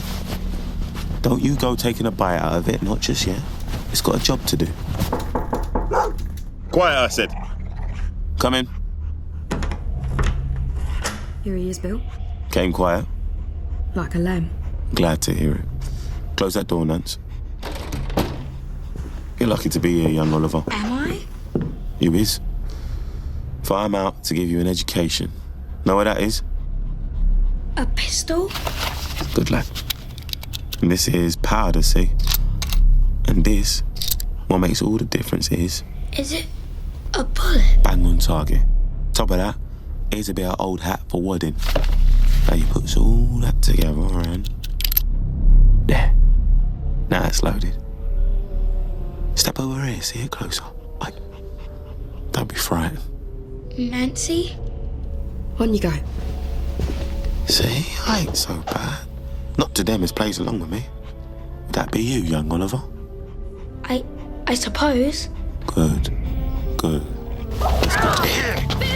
Because if it weren't so, and you was to speak a word when you're out the door with me, except when I switch to you, this here bullet would be in your head without notice. Bill, leave him. He understands. Do you, Nance? Understand that the same goes for you. I've got the bruises, haven't I? Bruises I got trying to talk you out of bringing the boy tonight. Go on. Get that cape on him. There's a wind out there, cut you dead. Here, Oliver. Ain't the prettiest thing, but He'll keep you warm. Thank you, Nancy. That's enough. Boy's an orphan. He wouldn't make no sense of that mothering if he wanted him to. And I don't want nothing womanish clinging to his spirit tonight. You wait here with Bullseye. I wouldn't want the mutt howling at the wrong moment, nor you. Come on, boy. She's a face on her, fit for staring into the fire a few hours and saying nothing, and that's fine with me. Come on. Nancy? Go. Here? We're going.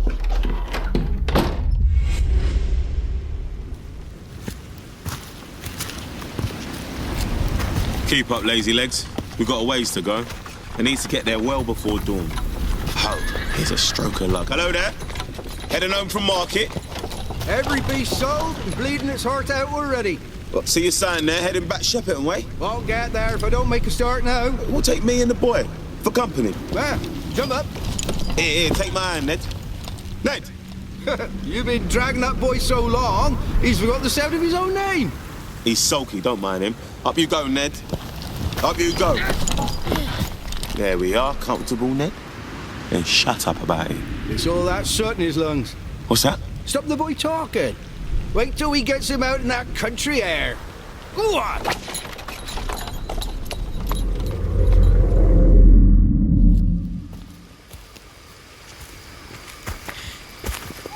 Keep up, young'un. But we've been going all night. All night? Ain't it nice and dark still? We're almost where we're going. Look. What'd you see? There. There. I see water. Deep water. Step to the edge. What? It ain't a request. Step here, right to the edge. You see yourself down there, boy? See myself? There. Your reflection. Yours and mine. I sees myself, you know. In that picture of you down there. Me, when I was your age. You imagine it, boy? Bill Sykes, a frightened child. You? Frightened? I killed that child, you know. What? Drowned him deep. That boy who could feel fear going out on a job like this. Killed him before anyone else could do the job. Since then, no bullet struck harder than your boy, Bill Sykes. Are you going to drown me? Am I... what? You'll never make Bill Sykes, you shivering article. But you're too slender and useful for drowning tonight, at least. Turn your head, over there, see? That old house? Told you he was almost there.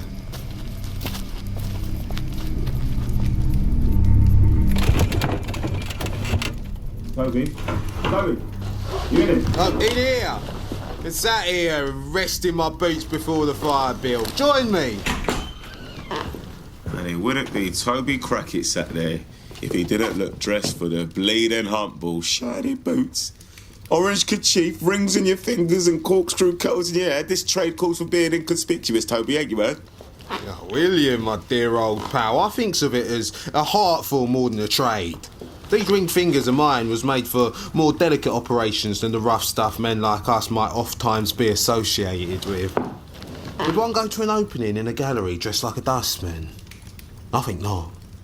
Oh, on the subject of delicacy, I see you brought the boy. So I did. Oliver, step forward. Go on. Let Mr. Crackett get an eyeful of you.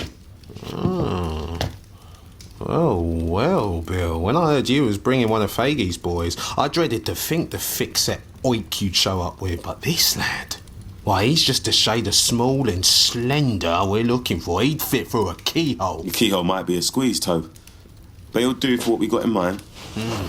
Right, let's be up and doing it. Got the gear? They're on the table. Here, stuff your pockets. Barkers, pistols, persuaders, crepe keys, centre bits. Nothing forgot. A couple of bits of timber here. Nice bit of stick. Well, I wouldn't want to be standing near you when you were swinging it, old friend. I wouldn't recommend it to anyone. You hear that, boy? I hear. Well, that's us. Then let's go. While the night's dark enough for all we're doing.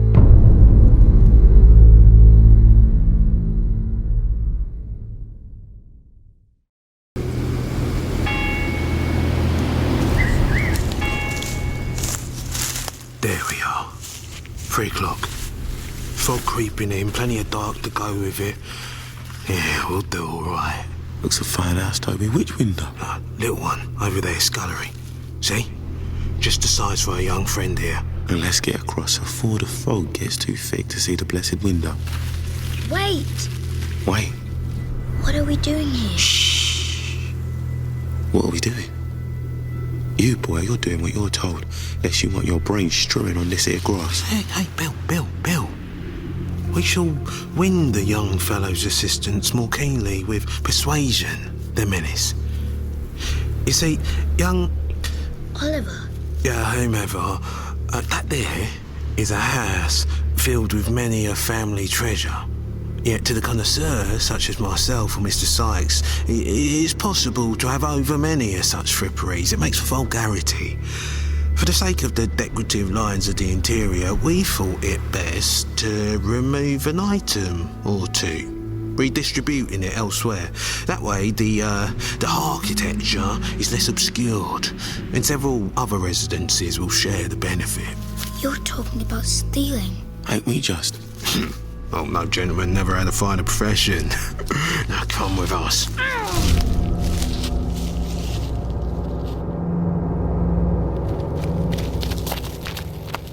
Yeah, here it is, Bill. That shutter will need wrenching open. And hold on to this little varmint. No! Oh, hush, lad. Hush. Strangle him, I'd say. If we don't need him the other side of this window. Oh, he'll be game enough now, won't you? I seen older hands took the same way for a minute or two on a cold night. I've seen blighters in his position die on account of they ain't done a proper night's graft, and no one was gladder than me to see them go. I knew a dab hand, Bill.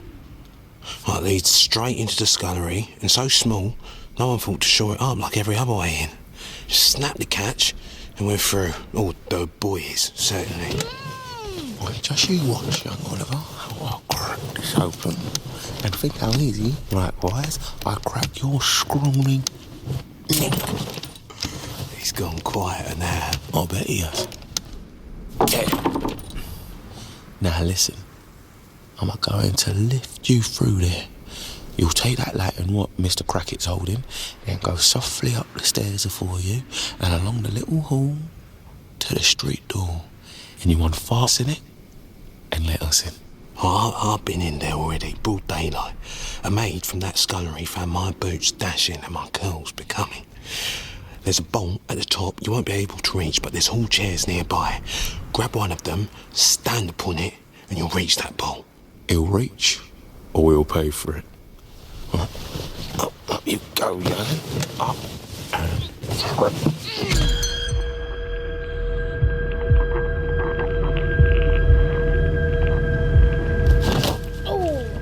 Here, lad, stand up, take this lantern. Got it? Yes. Then turn about. See them stairs afore you? I see them. Up them you go. Oh, and remember, you're within line of this here pistol all the way. Understand? I understand. Then off you. Wait. What's that? I thought I heard... What? Nothing. Maybe. Nothing for certain. On you go, boy, and quick. Yes.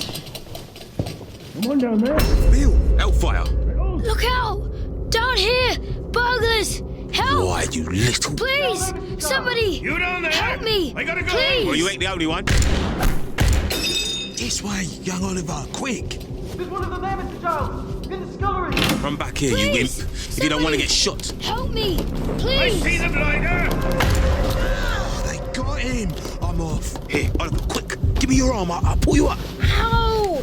Got you. Well, up you come. They're getting away, Mr. Giles! Get the dogs!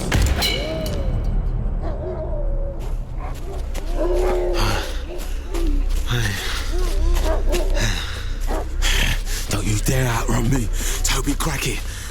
I might suggest you keep up, Bill. Because the wood's this dense, and a dying boy across my back. Well, you should have left him there. That hollering out of his, why, that were a breach of the rules of play and no mistake. Leave him still with a breath left for talking. If he's going to cop it, he's going to cop it where I can see him go and go quiet. Side of this ditch here ought to be good enough. Down you drop, you worthless Apelf.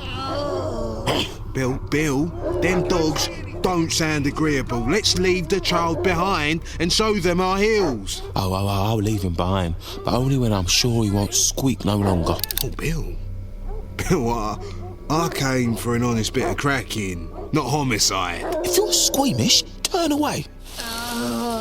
Turn away? I'll turn these boots of mine Londonward and let them carry me fast as they've a mind to. I'll see you at Faggy's. What? You got this hand? I'd put a bullet in you if I didn't need it for this child. What? You can't. Hold tight with me, boy. Tear out your bleak. Get me. There. One mutt down. Now let me load another shot and... Boy! Where'd you go? No oink likes and you gets clear of Bill Strikes. Where are you? I'm coming for you. Richard! Where are you, boy?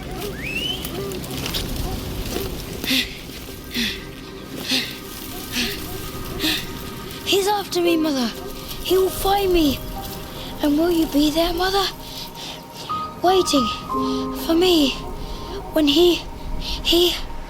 Will you, Mother? Hello? Who's that? Who's there? Mother, is it you? No, Giles! Brittles! Where are you? Giles! Where are you, you sneaking little...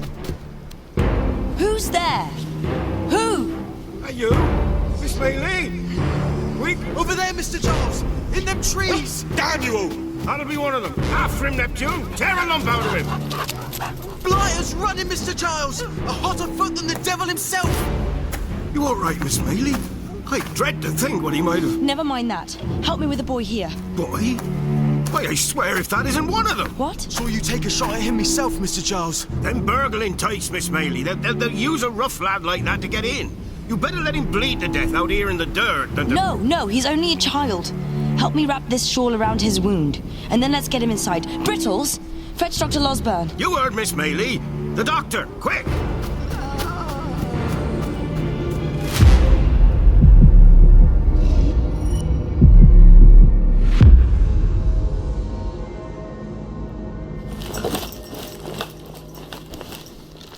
You don't look quite so ferocious a criminal in the daylight, Doctor. No, he doesn't, does he, Giles?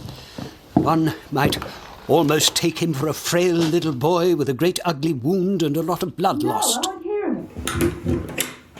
Miss Rose? Who sent for the police? I did, Miss Maylie, thinking it wisest, what with a fearsome criminal under our roof. A criminal? Look at him. He's a child. A wounded child. You must agree, Doctor. That he's a child and wounded?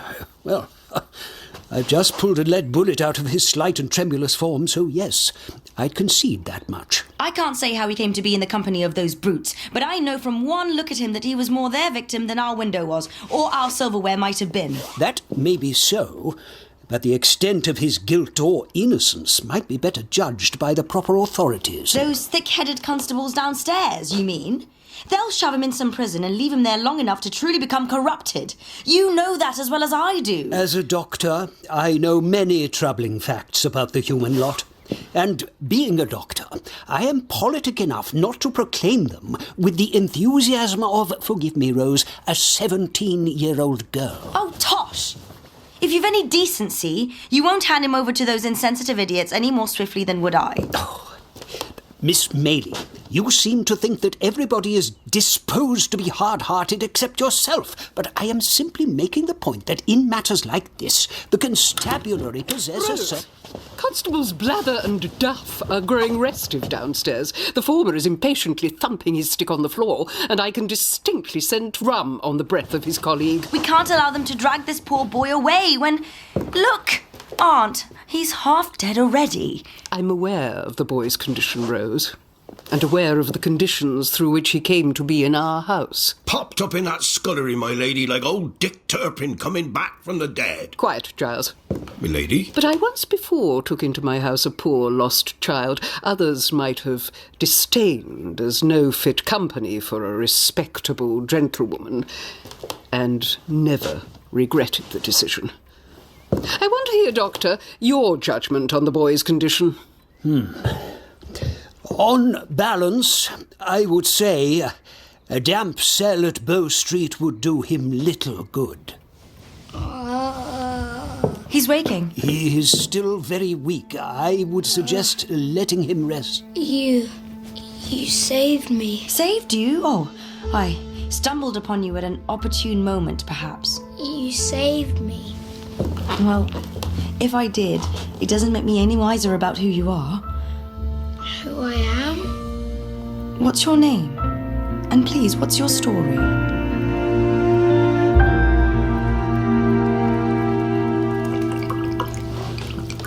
And, well, a fix it was, Faggy. Well, I swear to you, Dodger, every hand in Chertsey Hunt was set upon us. You don't say, Toby. No, I do. 60 dogs at a cautious estimate. Me and Bill are running for our lives, the boy dragged alongside, and me, with these fine curls of mine, the very hue of foxfur. Visions I had, young Charlie, visions of this poor head of mine severed and mounted on a plaque stuck between a stag's head and a African antelope. So what was a poor humble cracksman to do but save his skin with the swiftest possible scarpering? Leaving Bill and the boy behind. Who knows what he's doing better than Bill Sykes? Why, the devil, I reckon, could take lessons from... Didn't I know the gutless muck would find itself a kettle? Oh, hello there. Bill, made it back, I see. I got Faggy here to heat up some grog for your return. Hot grog?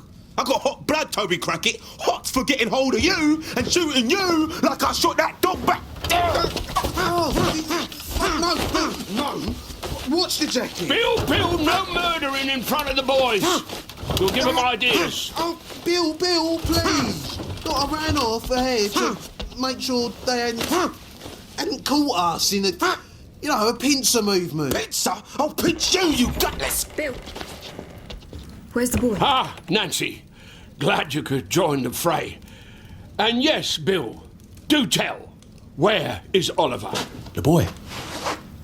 Boy's not a problem to no one no more. What? You sure of that? I'm sure I saw a bullet thump blood out of him. And I'm sure I chased after him. And I'm sure I saw him drop flat in the mud and not move after that. And I'm sure I knows how flat and quiet you fools when you're dead. And I knows it ain't always a bad thing. On balance, alas, you may be right, Bill. So long as you're sure. I just told you, didn't I? Dead, Bill. Oliver's dead. What you grieving over? You ain't his mother, are you? No. Then get that tear out of your eye before I smack it out. My tears, at least, ain't your property, Bill. I'll take them elsewhere. What's got into her? I hates to think, Bill. I hates to think.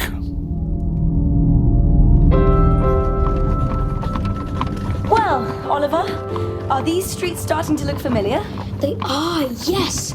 I knew I remembered the name of the road. Oh, Mr. Brownlow will be glad to see you again. He's very kind. Kind as you, Miss Rose. Over there. That's the corner. There. Stop up here on the left, cabby.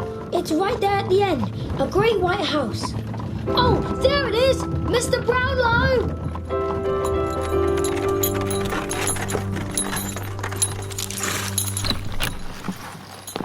Mr. Brownlow. Mrs. Bedwin. It's me. Oliver, careful. Don't trip up on those steps. Mr. Brownlow, it's me. I came home. Mrs. Bedwin, it's me. Oliver, open up. Open the door. I'm home. Oliver. Why don't they open up? I think the explanation's there in the window, Oliver. What? To let? What does that mean? It means they're not here, Oliver. What? Where have they gone? I don't know. We can ask the neighbours, but I don't know. Then I'm alone. Alone again. No, you're not.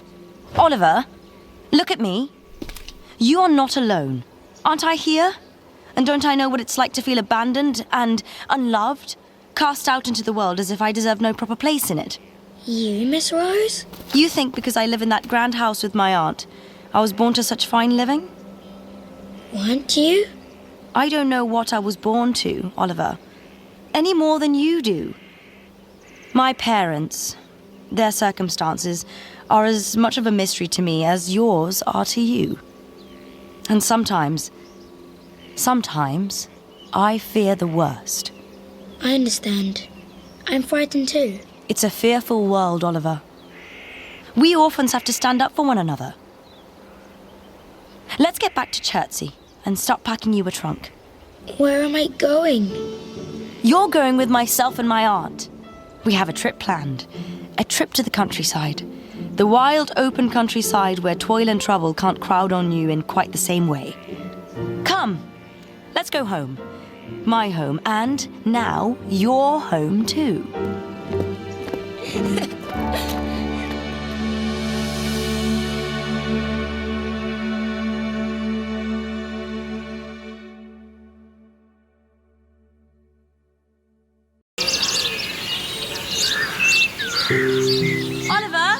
Oliver, where are you?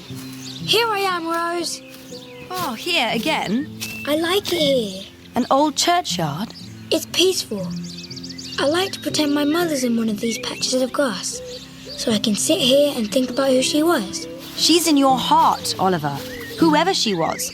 And that's a bigger, greener spot than this cluster of mouldy tombs and listing headstones.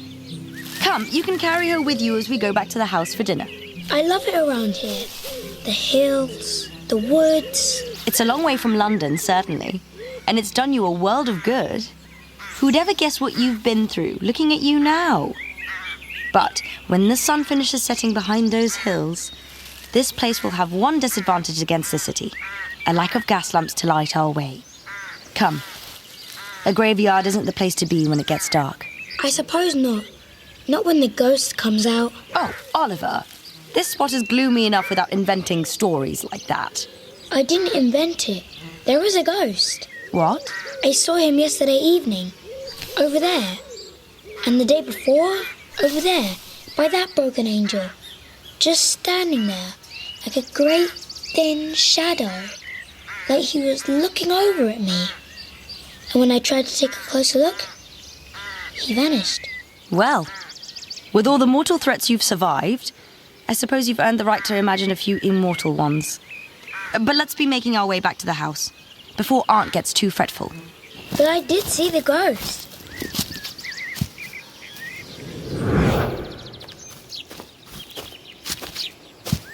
You don't believe in ghosts, Rose? Believe in them? Oh, of course I do. But you said... Oh, I don't believe in that ghost, obviously. But I believe in real ghosts. Real ghosts, such as the White Lady of the Woods. A white lady? Oh, yes. She drifts among all these moonlit birch trunks, and she's as white as they are. And she floats just a little above the ground. And is she a nice ghost? Well, so they say. The story goes that she looks after all the children who get lost in the woods and steers them safely home. I sometimes think my mother looks after me that way. I'm sure you do. Sometimes I think she's always been there, however difficult things get for me. Always. Why, look, there! Oliver? There, among those trees. I thought I saw the White Lady. Oliver, I was teasing you. There's no one. But I did see. I swear. Come on, I'll show you. Wait, Oliver. The trees over there, they're so dense. I'll lose sight of... Oliver! Oliver!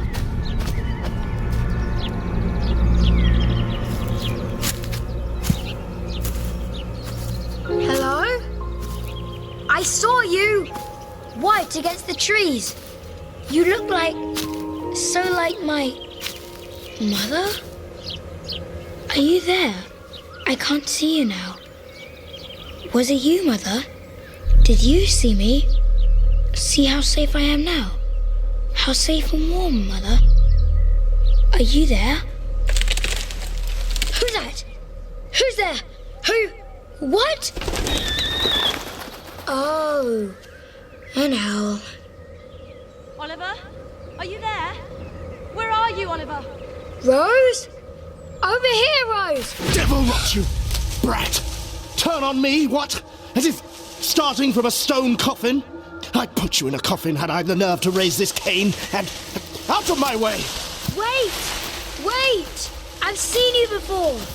The ghost in the graveyard. Ghost, is it? I'd make a ghost of you. Black death on your heart, you imp, you cur, you mongrel, you... Death to you, or it's death to me. Death to... Ah! Sir! Black dog on my back. Mongrel mutt, scarlet mouth, black death, devil, dark, so dark, dark, red, fiery dark, burn, grind you to ashes, you brat, you... Oliver! Rose! Rose! Death to you, or death to me! Death to you, or death to me! Red, black, death to, black, death!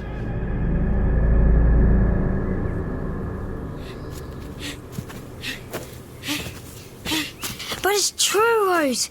A tall man in a cloak with a face all sunk on itself, like a skull, an angry face. He tried to strike at me, but he fell, rolling on the ground, all this froth on his lips, and it was like he was choking on it. And here, this is the place. He's gone. If he was ever here. He was! I swear! It was the man I told you about, Rose. The man I saw in the churchyard and took for a ghost. But here tonight, he was no ghost. He was... Look! There! You see? When he fell. Look! He tore off a piece of his cloak. You see? I see. I think, Oliver, I'll speak to my aunt about returning to London. I'm beginning to wonder if it's as safe here as we thought it was. As safe for you, I mean. Come, back to the house before it gets any darker.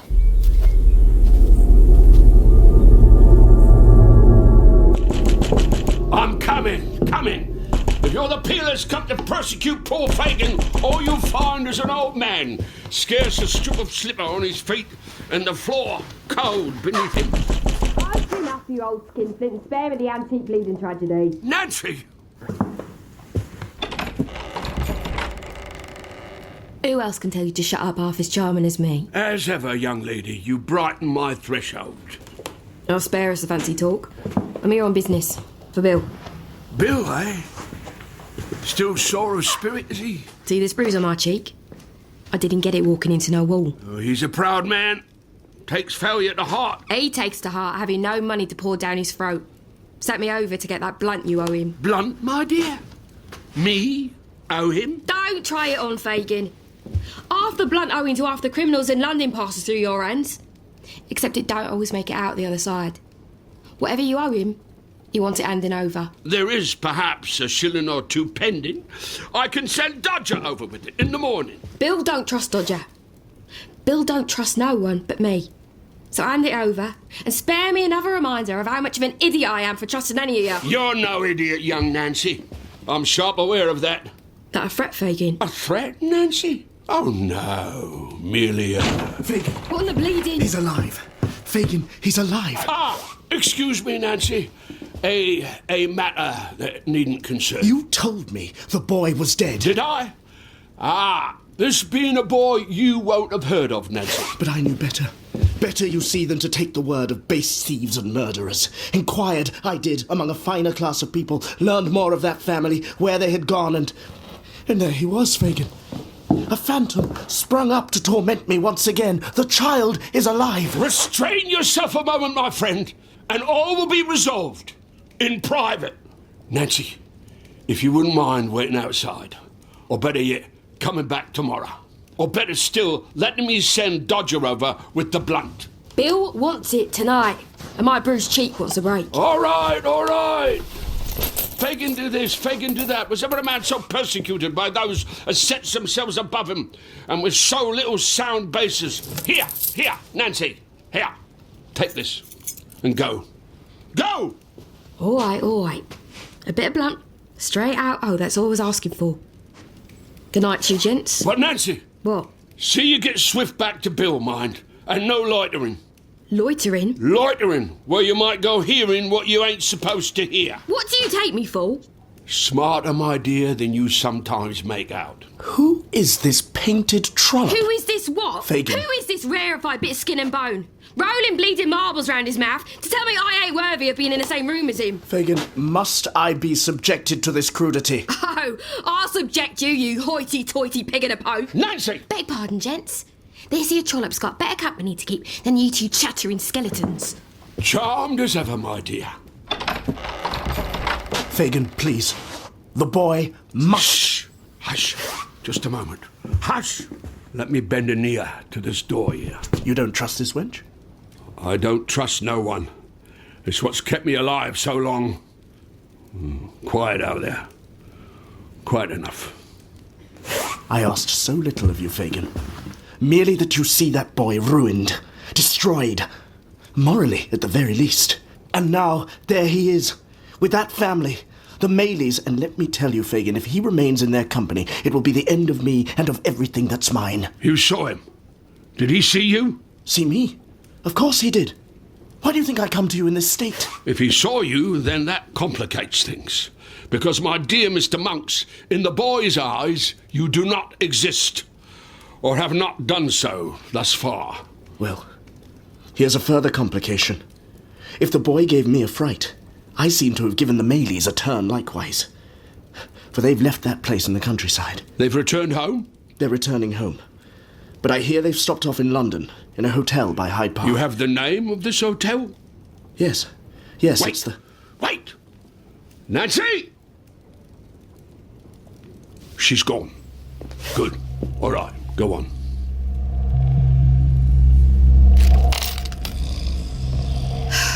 God help me. God help that boy. If God won't, who's left, Nance? Who's left? What's that? Who's there? I'll kill you! Nancy, Yes, Bill. Just Nancy. Quiet, Bullseye. where you going? Fagin's? I've been to Fagin's. And where's the blunt? There, on the table by your bed. This ain't enough. It was all the old vampire could come up with. He got distracted. Distracted? How distract him? Distracted by what? Never you mind, Bill. So where you going now? Nowhere, Bill. Just out. Out where? Nowhere, I told ya. What you up to, girl? Just getting a breath of fresh air. What, round here? You're right, Bill. It ain't so fresh round here. And where does it leave ya? Breathing it. What you on about? What? Off your head, are you? Well, maybe sometimes you don't think like how you're told to. What does that mean? Who are we, Bill? We're stuck where we're stuck. You and me. Me, anyway. Are we stuck forever being nothing better? That's a lot of talk for the type you are, Nance. Is it? Then I'll shut up and get where I'm going. And where's that? Nance! Nancy! You come back here, girl, and answer me straight, else I don't know what! Nancy!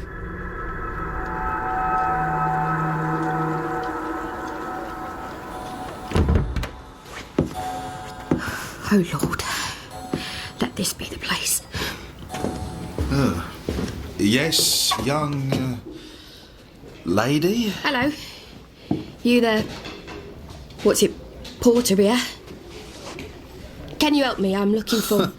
I can well picture what your sort might be looking for. It's why she might be looking for it in a respectable hotel like this that has me at 6s and 7s. I'm looking for a young lady. A young lady what I hear is stopping with you. The sort of young lady as might stop in our hotel is hardly the sort of young lady for the likes of you to be communicating with. I must see her. Miss Maylie. I'd suggest, rather, that you take yourself off.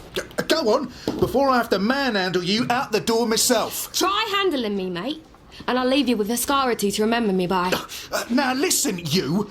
We run a respectable establishment here and... Did I hear my name called? Miss Maylie? I'm afraid it's... It's someone who has to see you, Miss Maylie. For the sake of a boy, we both find ourselves stuck caring about. What? Oliver, miss. Oliver Twist. I did try to eject her, miss, but you can hear the sort she is. I heard what she said, and I think I need to hear more. May I talk to you? In private. My aunt is sleeping upstairs. I suspect this is not the sort of thing her sleep ought to be disturbed by. And the boy himself is sleeping too. Hyde Park is across the street. Let's walk along its edge at least. Good enough for me, miss. Miss Maylie, even the edge of the park is, at night, not entirely... I knows how to look after myself. And I'll look after you, miss, while I'm at it. But my story must be heard. I shall get my coat.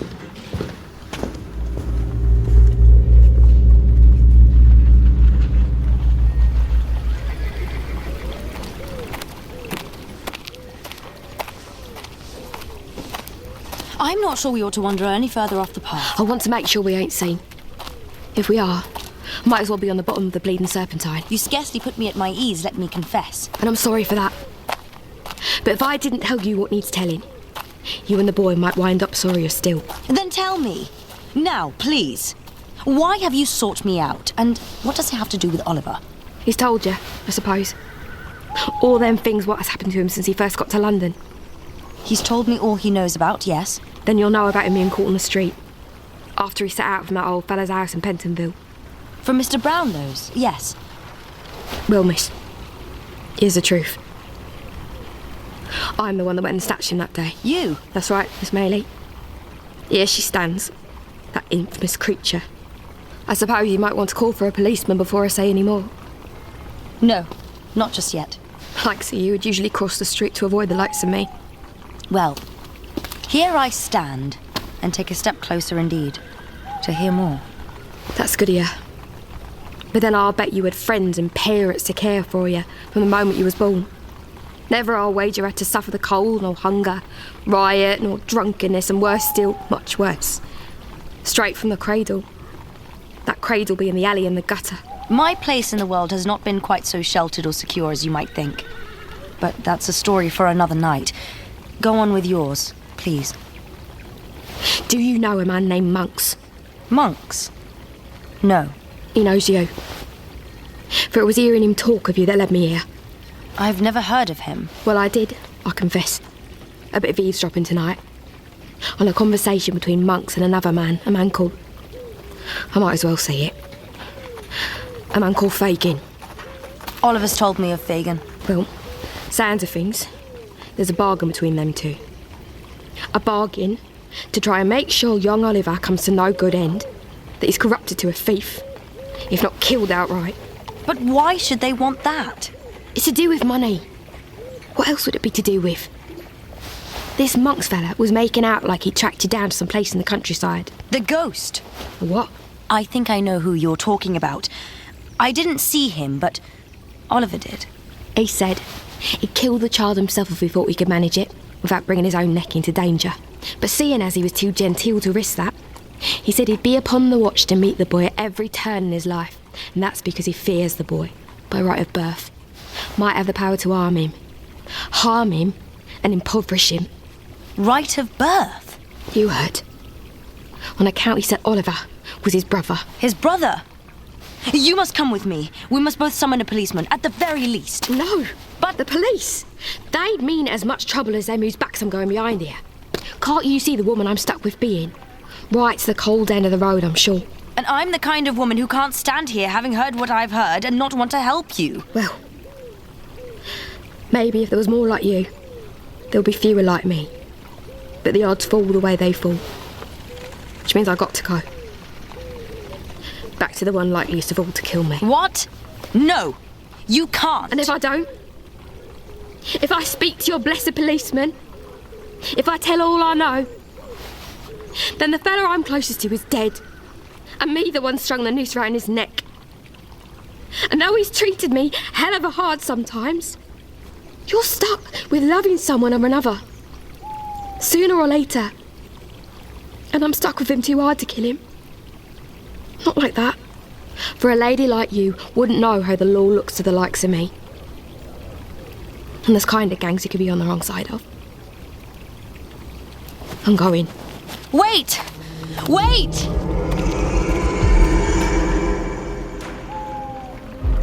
Wait! I told you I've got to get back. Look out! Out of the way, you parkside trollop! Oh, and the back end of your horse looks better than you, mate. Do I complain? Wait. You tell me all you've told me, and now run back to all you've warned me about. What am I to make of any of this? What am I to do? You've got friends! You must have! Subtler than the police, more discreet, you know what I'm saying. Get them onto it. I don't have quite the friends you think I have. Right here and now, you've got more than me. But wait, what if I need to see you again? Wasn't once enough. If all you've said is true, then no. If I need to see you again, where can I see you? Where? Every night this week. From 11 till the clock strikes 12, I'll walk on London Bridge. If I'm still alive, that is. With one word, I could save you. Concentrate on saving the child. The child in me had a coffin lid hung over her a long time ago. Wait!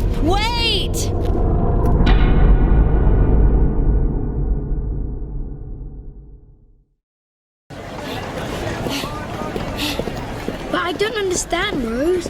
I thought we were staying in London. No, Oliver. We should have known that even this side of London wouldn't be safe. So we're going to book a passage, on a boat, to France, at the very least. You think there's still trouble? I do.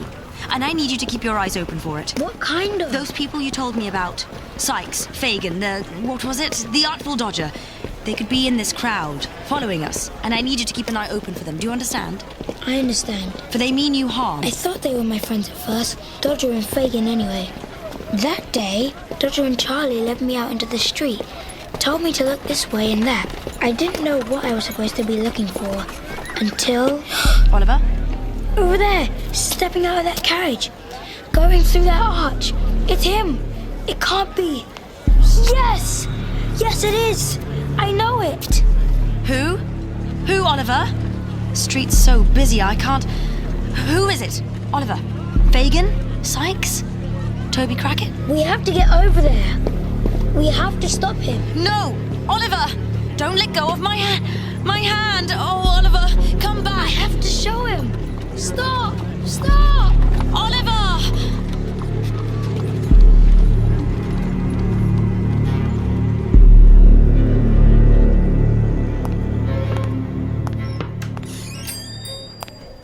Ah, Mr. Brownlow, prompt as ever. How might we stitch things together for you today? I'm going away, Snuggins. Far away. I need a topcoat tailored for southern climes. Oh, then please, sir, step into the shop and we'll get you all measured up. Mr. Brownlow! Who's that calling? Oh, just a street boy, Mr. Brownlow. They sometimes wander into the arcade up to no good. Off you go, lad, before the porter... No. Wait. Is it? Can it be? It's me, sir. Oliver Twist. And what? Have you come to pick my pocket once again? Sir? For isn't this before me now the very Oliver Twist to whom I entrusted £5 and some books and a good deal more? Precisely. My last shred of faith in human redemption and a sizable sliver of my heart?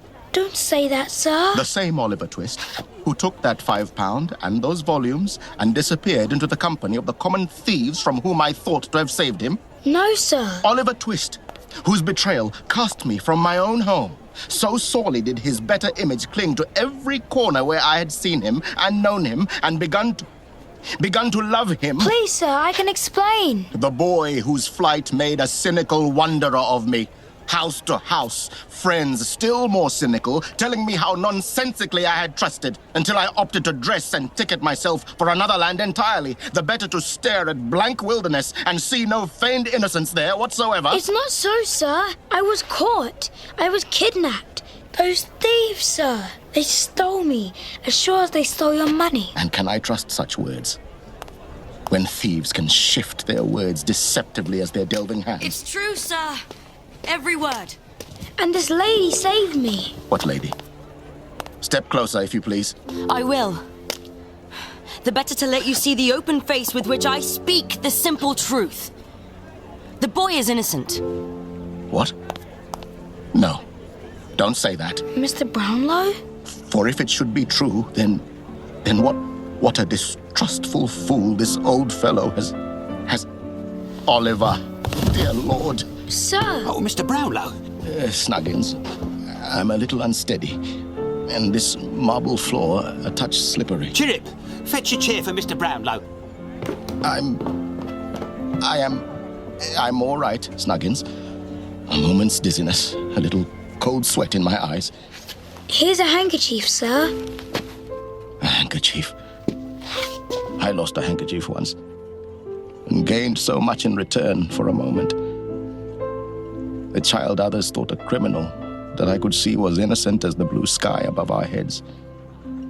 I lost that child and lost the innocent eye with which I'd seen him. And now... Wipe your eye, sir. I do. You see? There he is. My boy. My Oliver. Returned. And innocent as ever. And it's a tear now that runs in this old eye. Come. Let me embrace you, my own dear boy. Sir.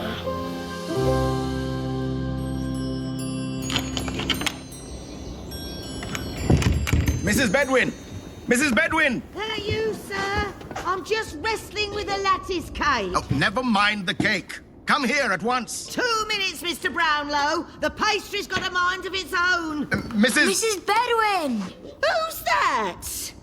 It's me, Mrs. Bedwin. Who's that? What's that there, sweet note fluting my way? It's Oliver, Mrs. Bedwin. Oliver. Oliver? What? Our Oliver? Why? Oh, what struggle with pastry could compete with this for coming up my heartstring? Perhaps you ought to take a seat, Mrs. Bedwin. A seat? A seat, sir? When the lad that I knew was no criminal, that I knew was lost, stolen even, and in need of something halfway at least to a mother's love, stands there before me? No, sir, no.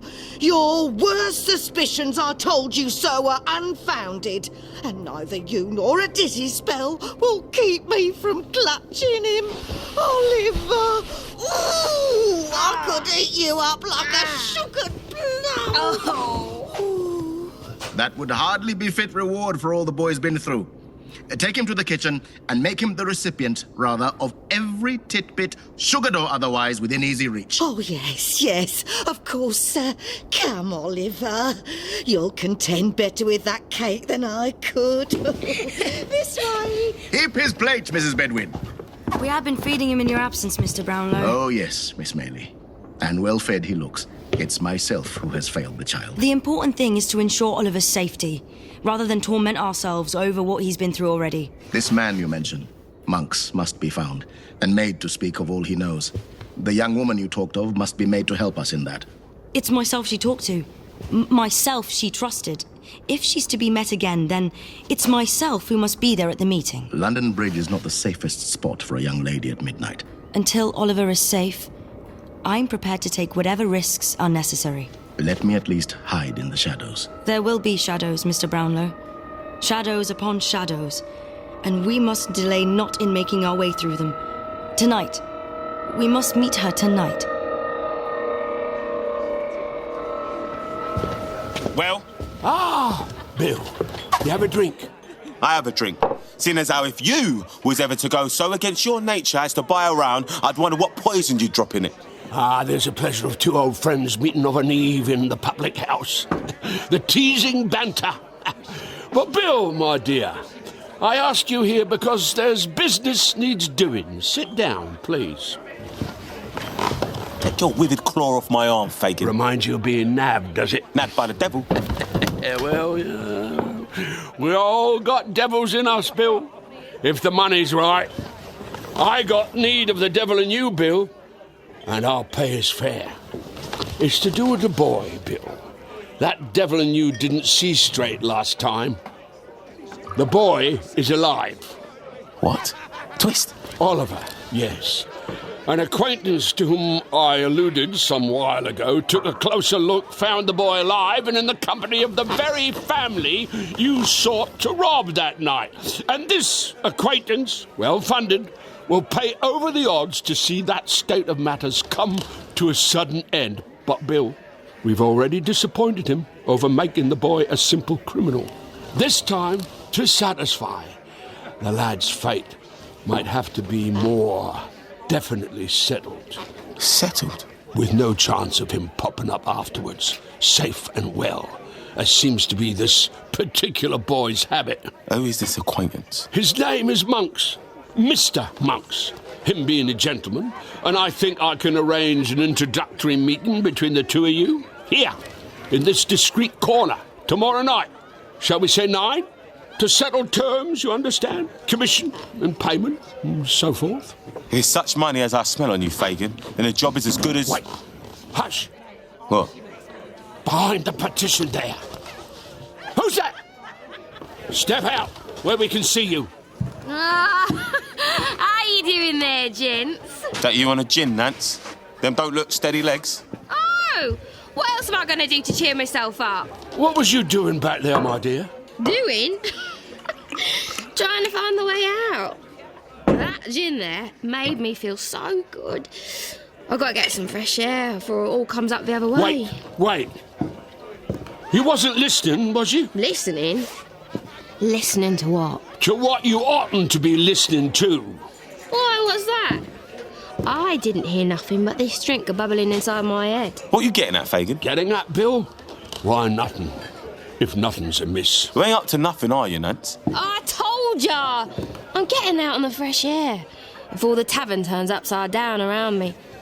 Now let me pass before I heave all over ya. You see that, Fagin? Ain't she nothing but my own sweet Nancy? Out you go. At last. But mine. Nance. What? Nothing. If it's nothing, nothing needs saying.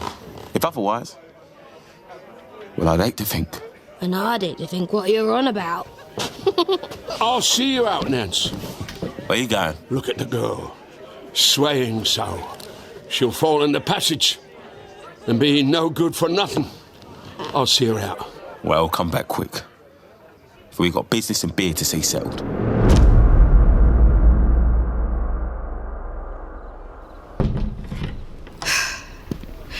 Go on, Nancy. Gotta be done. Nancy? Oh, yes? What? You all right, my dear?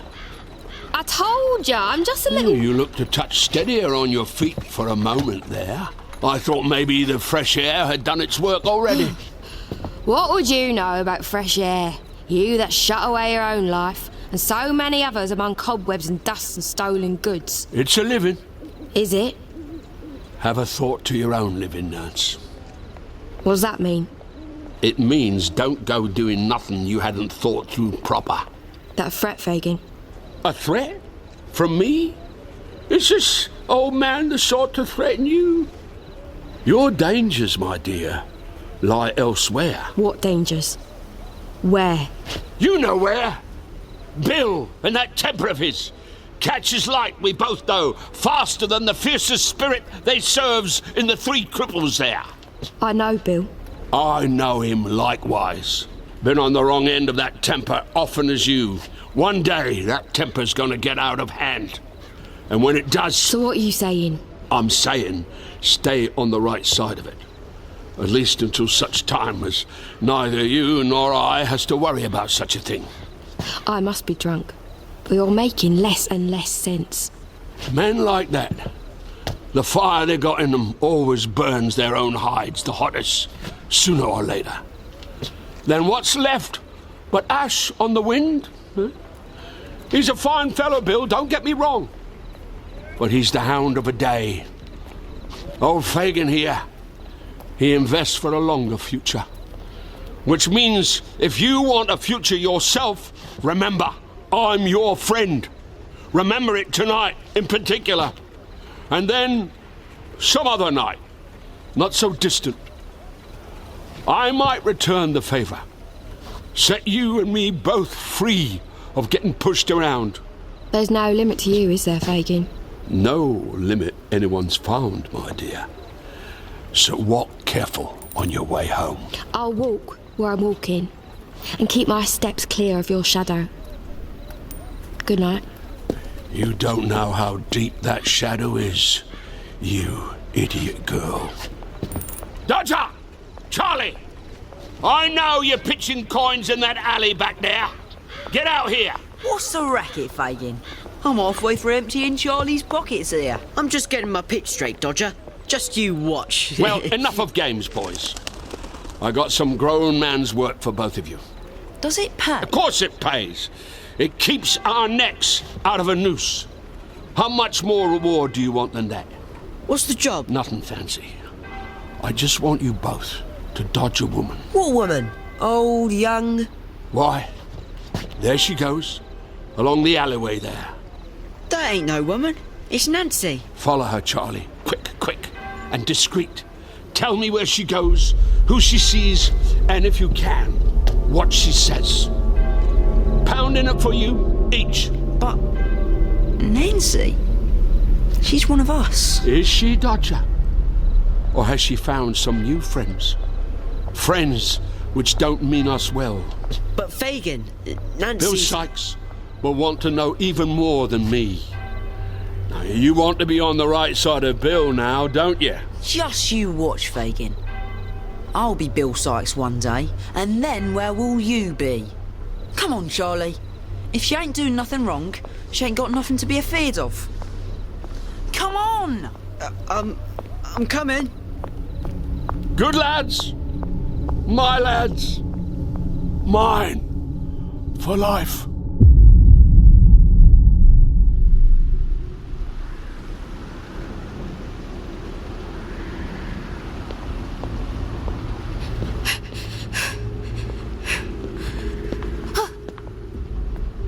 Somebody there?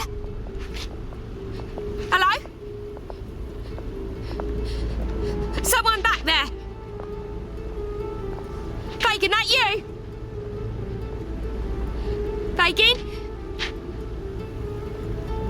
Bill? Bill, is that... Bill? Oh. 11. No.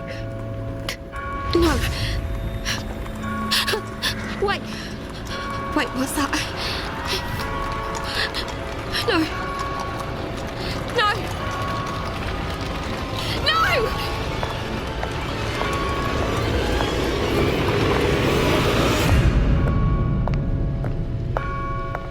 There we are. 11. And no sign. Perhaps she's opted not to come. I trust her, Mr. Brownlow. If she can come, she will. Stand back there. Please. Let me go forward. The far side of the bridge. She might only approach if she sees me alone. I'm concerned about your safety. And I'm concerned about hers. And the last thing I want to do is frighten her away. Please, Mr. Brownlow. The bridge is deserted. I'll still be in sight. There's a mist closing in. Good. It'll hide you then, won't it? Miss Maylie. Oh, my.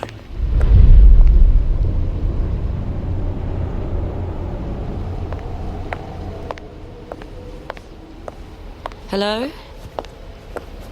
Are you there? Hello? Hello? It's me. I came. It's... Oh, this mist. Hello? Not here. What? We ain't alone. Didn't you see? Didn't you hear? Here, I'm dead. What? Good as. It ain't safe. Look, the landing stairs. We'll go down there by the side of the water. Is it safe down there? Safe from being seen. So I'm hoping. Don't you trust... Trust you? Yes, of course. Then take my hand. Go on. Careful. Steps is sheer. We could wind up in the river. And nothing comes out of there livelier than it went in. Come on. Whatever you say.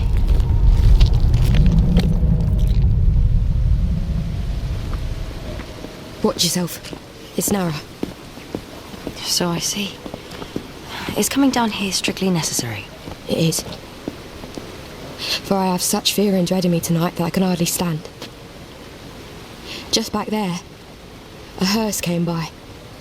A coffin and rattling around on the back of it, trying to block my path. A hearse in the streets of London? That's not so uncommon, surely. Real hearses, maybe. This one was not. Yet still you came. Seems I did. Good. Because we need your help. We? I found, or rather, Oliver did, a friend. A good friend. A friend who wants to help us. Help us? How? He'll help us best if you can help us find this man Monks. And Fagin, too. Fagin? No. Never. Why ever not? If he's the man I hear he is. Devil and worse than he might have been to me. I will not turn on them who might have turned on me, and never have. Monks, though. Well, whatever he is, he ain't one of us. Too high born, I'd reckon, to have the same sense of honour. And from what I hear, he means evil to Oliver beyond any simple matter of business. Besides, I risked all this to come and tell you of him anyway.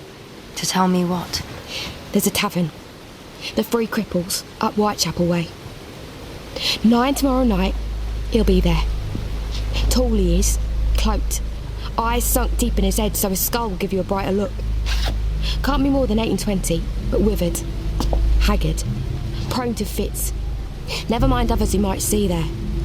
Easy one. And has he a broad red mark upon his throat? Who's that there? This is Mr. Brownlow, the friend I talked of. What kind of friend comes skulking out of the mist like that? I'm friend enough to the young lady there to be wary of her being led out of my line of sight. And if you're the friend to us I'm told you are, then you have no more to fear from me than has she. And as a friend, I ask you again, the mark on this young fellow's throat, is it like a burn or a scald? You know him. Do you? We shall see. Many people are like one another. It may not be the same. You gave me no hint of this knowledge, sir. I don't know that it is knowledge, not yet. Let's catch the fellow first and see. You have given us most valuable assistance, young woman. How best can I repay you? By letting me go, sir, now that I've told what needs telling. Letting me go like I was never here to begin with. But surely, Mr. Brownlow... Quite. Yes. By daylight, if you let us, we may surely place you beyond the reach of your associates. Yes. Come with us. Please. And what? Live amongst the likes of you? A lady myself? Sip tea at garden parties with lords and ladies and get an invite to meet the new Queen at Windsor? Or slave away as somebody's serving maid? Break my back that way? No. I know where I've been and got myself stuck. And I've gone too far. God help me. No. Wait. Miss Smaley, please. We may be compromising the young lady's safety by detaining her. He's right, you are. But... Give me something of yours. What? You and me, miss. I might be your reflection, there in that water. You up here in the light. Me down there in the... Well, I seen what that river's made of others who wound up down there. The way they looked when they dredged them up. And maybe some of them thought they had no place else to go. That was better down there than the water's topside. Maybe it was. And maybe I've got that to keep in mind. But in whatever dark I have to hide myself, I want something from you. To remind me of the light. Of course. No. Not the ring. Nothing fancy. Here. My glove. I'll keep the other, if you don't mind, so we may see the two of them reunited some better day. There's always hope. Good night to you both. Oh. There's a man called Sykes. I'll try and keep him away from the cripples tomorrow, but if I can't, I'll trust you to overlook him. Sykes. We've heard of Mr. Sykes from Oliver. And haven't cared for what we've heard. He's all I've got. And all I've got to go home to now. Take Monks by all means, but leave him. I'll trust you on that, like I say. Good night to you both. A courageous young woman. I only hope we haven't... Wait. Miss Maley? Up there, on the bridge. What? What is it? Nothing. Nothing, perhaps. If it was anything, anyone, it's gone now.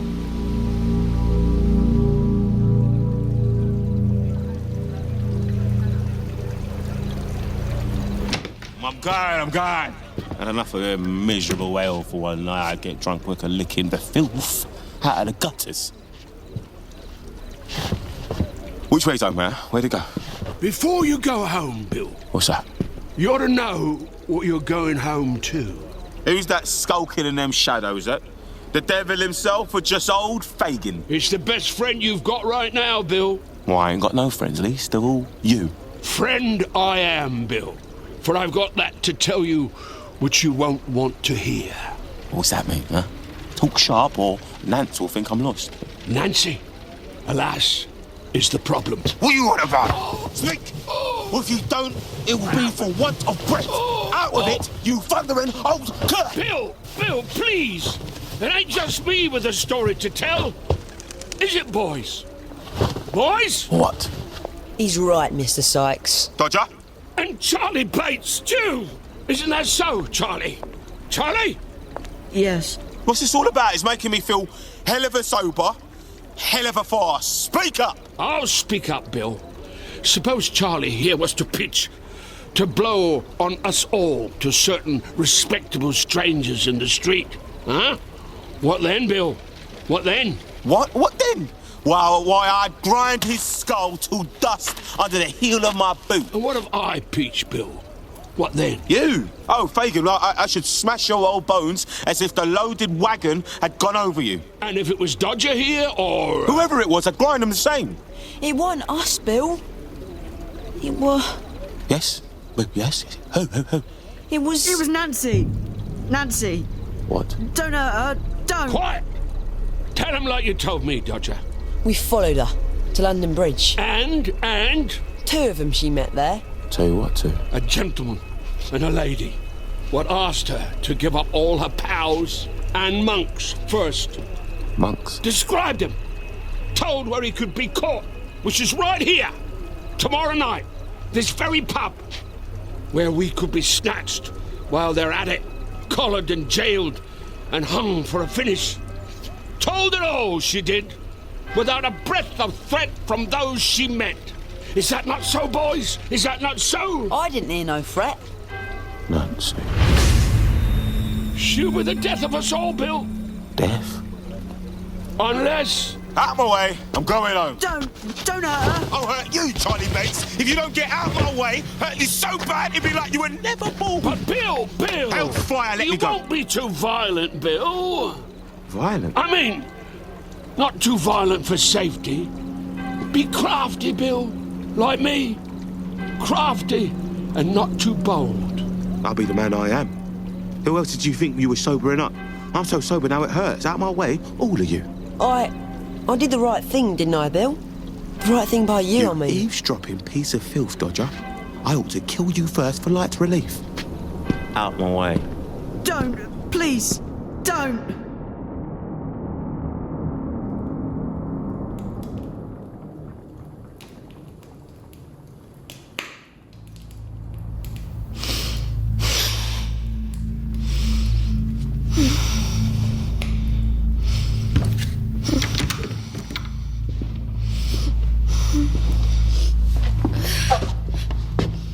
Nance? You awake?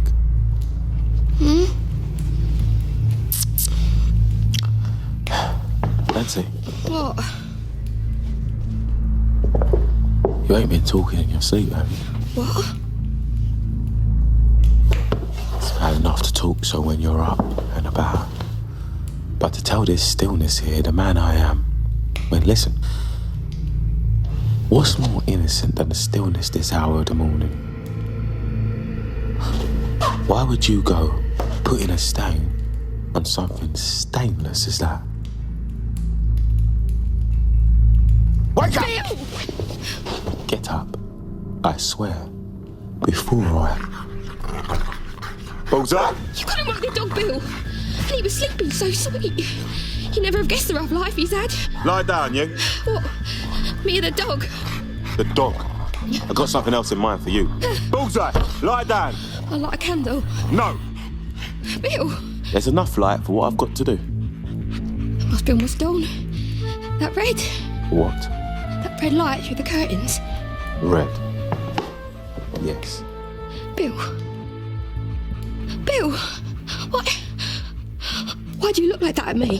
Why? Because in all my blunt and brutish life, the only thing I ever saw or struck me as beautiful was you. And now, Nance, you're gonna steal that beauty from me. What are you talking about? You know you were watched. Tonight, every word you said was heard. Then spare my life for heaven as I have spared yours. What? What you on about? You she-devil! I told them, Bill! I told them not to take you! Told them? Then you have been talking. He offered me a new life, Bill. A better one. Better? I could go back to him. Ask the same for you and you start for us both, Bill. So we're far from here, together all. Treacherous. Piece of work. Don't you know this? It's the best of me. The best built site there can ever be. The built site is what would kill the most precious thing in his word if it appeals to him. Don't! Don't look at me like that. I know the man I am. I love you, Bill. Stop it. Stop it.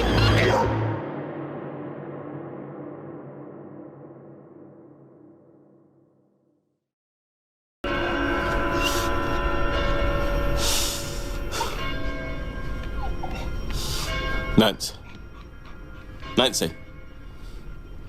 You alright? You got something stuck in your hair? No, don't, Nance.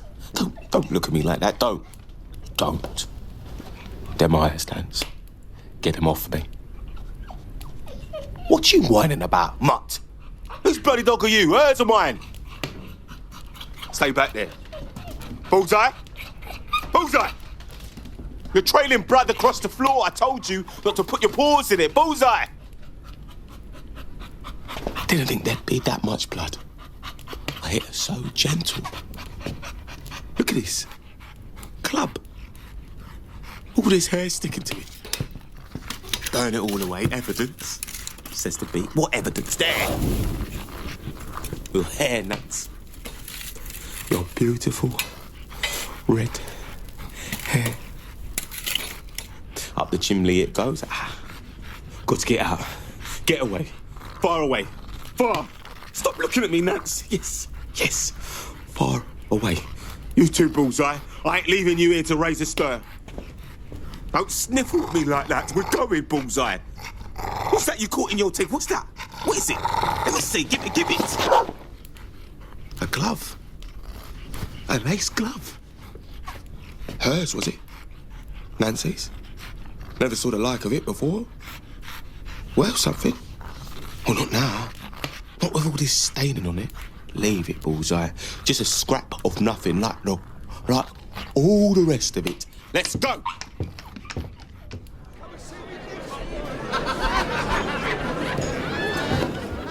Excuse me. Out of my way, please. Beg your pardon. Look at the soft Bert. It's bloody Perkin Warbeck, the lost king of England. Ruffian. Aside. Innkeeper? Innkeeper!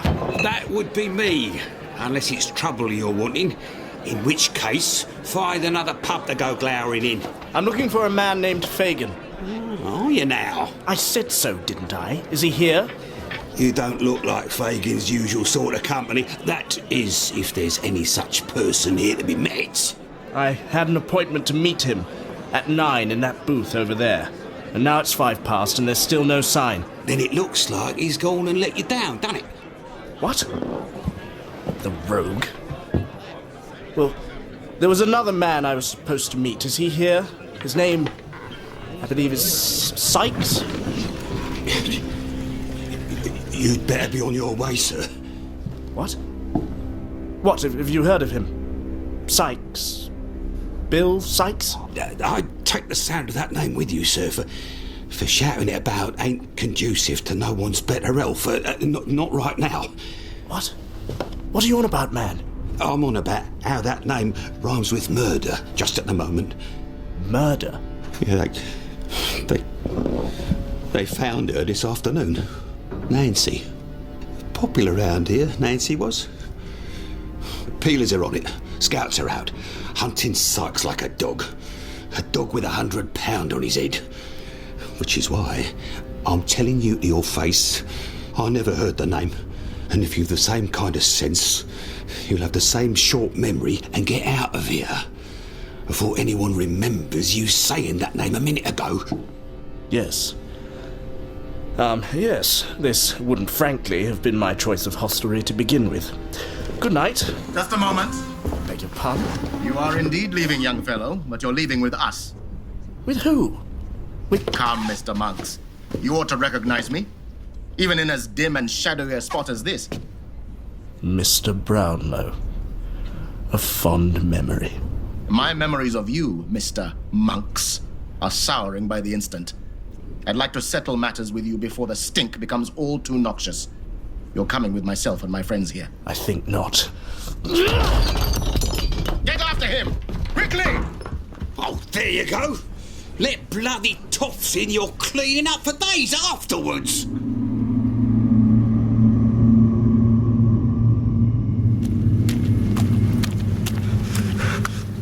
After me, pursuing me.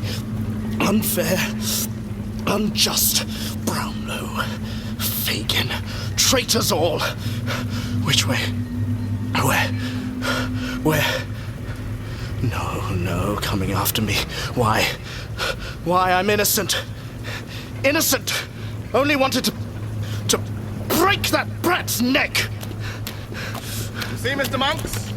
My friends here might be less verbally persuasive, but they'll get the job done, if needs be. One way or another, you're coming with us. We have a carriage waiting. Oh, and I'm a doctor, by the by. If you come to any harm in transit, well, I can always fix a splint or two. By what authority am I kidnapped in the street? By mine, sir. These persons are indemnified by me. If you complain about being deprived of your liberty, then throw yourself for protection on the law. I will appeal to the law too, pressing my charges publicly. Pretty treatment from my father's oldest friend. I was your father's eldest friend, yes. The hopes of my young and happy years bound up with him and his sister. I loved that sister, and when she died, just short of becoming my bride, your father and I were bonded all the more, like brothers. Think then, Mr. Monks, how the sight of your sinful, skulking self torments me now, stirring as it does, by contrast, memories of your father's kindness. It is on account of those kindnesses that I treat you so gently, even now, even as I hesitate to echo my friend's name in pronouncing yours. Your true name, I mean. The name of Edward Leaford. Edward Leaford. My, but there's a name I haven't heard in some while. My lost bride's maiden name. If you ever did anything in your dismal life that had the faintest whiff of decency about it, it was to hide behind the name of Monks, avoiding a public profanation at least, for the name of she alone whom I loved. Leaford I am. Now what do you want with me? To discuss a more worthy inheritor of that name. Your brother, Oliver. My brother. My foul, usurping mongrel of a... Oliver Twist. Oliver Torment. Oliver Torture to my poor trapped mind. Where is he? Here? Let me take that throat of his and his hands strangling me. He'll kill me, brat, and steal it all. Steal it all! Dr. Losberne. Oh, some kind of a fit. Here, let me get a look at him. Thief! Little thief! Stealing, killing, murdering me! Murderer!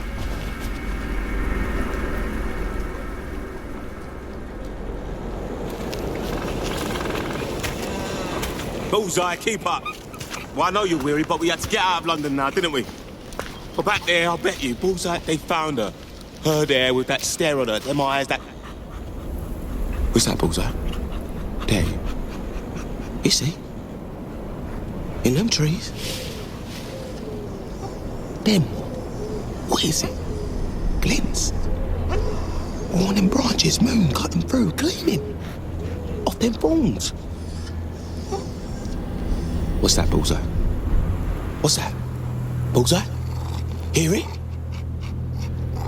All the way out of London, I swear I could feel her somewhere at my back, rustling along, hovering, till I worried all them others, side of the road, could see her, though I dreaded to turn and see her myself. Did you, Bullseye? Can you see her now? Is she there? Answer me, you idiot cur! Is she there? If I turn now, will I see you, Nance? Will I? Nancy! No! Not there. Not there, just in my mind. Just in my... Shut up, you damn much! Shut up! Can't stay out here. I can't stay out here, what? Out here, this wilderness. Every branch, every tree reaching out for me like it was her. What was I thinking? What was you doing leading me out here, Bullseye? We've got to get back to London. London, we can hide in, lie by for a week or so, bit of blood and a bed from old Fagin, then abroad, France. Never find me there.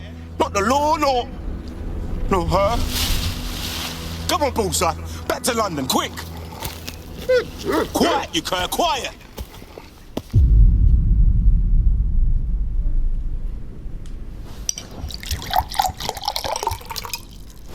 Here, take this. Poison, is it? The proverbial cup of hemlock. I'm a doctor, Mr. Leaford. I know the cost of a really decent poison. You're hardly worth that expense. Now here, water with a little sedative in it. You take it and like it. Thank you, Doctor. You must forgive my little fit. I have acquired a mild affliction during my travels. It occasionally leaves me discomposed. Yes, I have an inkling of the malady it is. It's a mercy your father didn't live to hear of such a thing.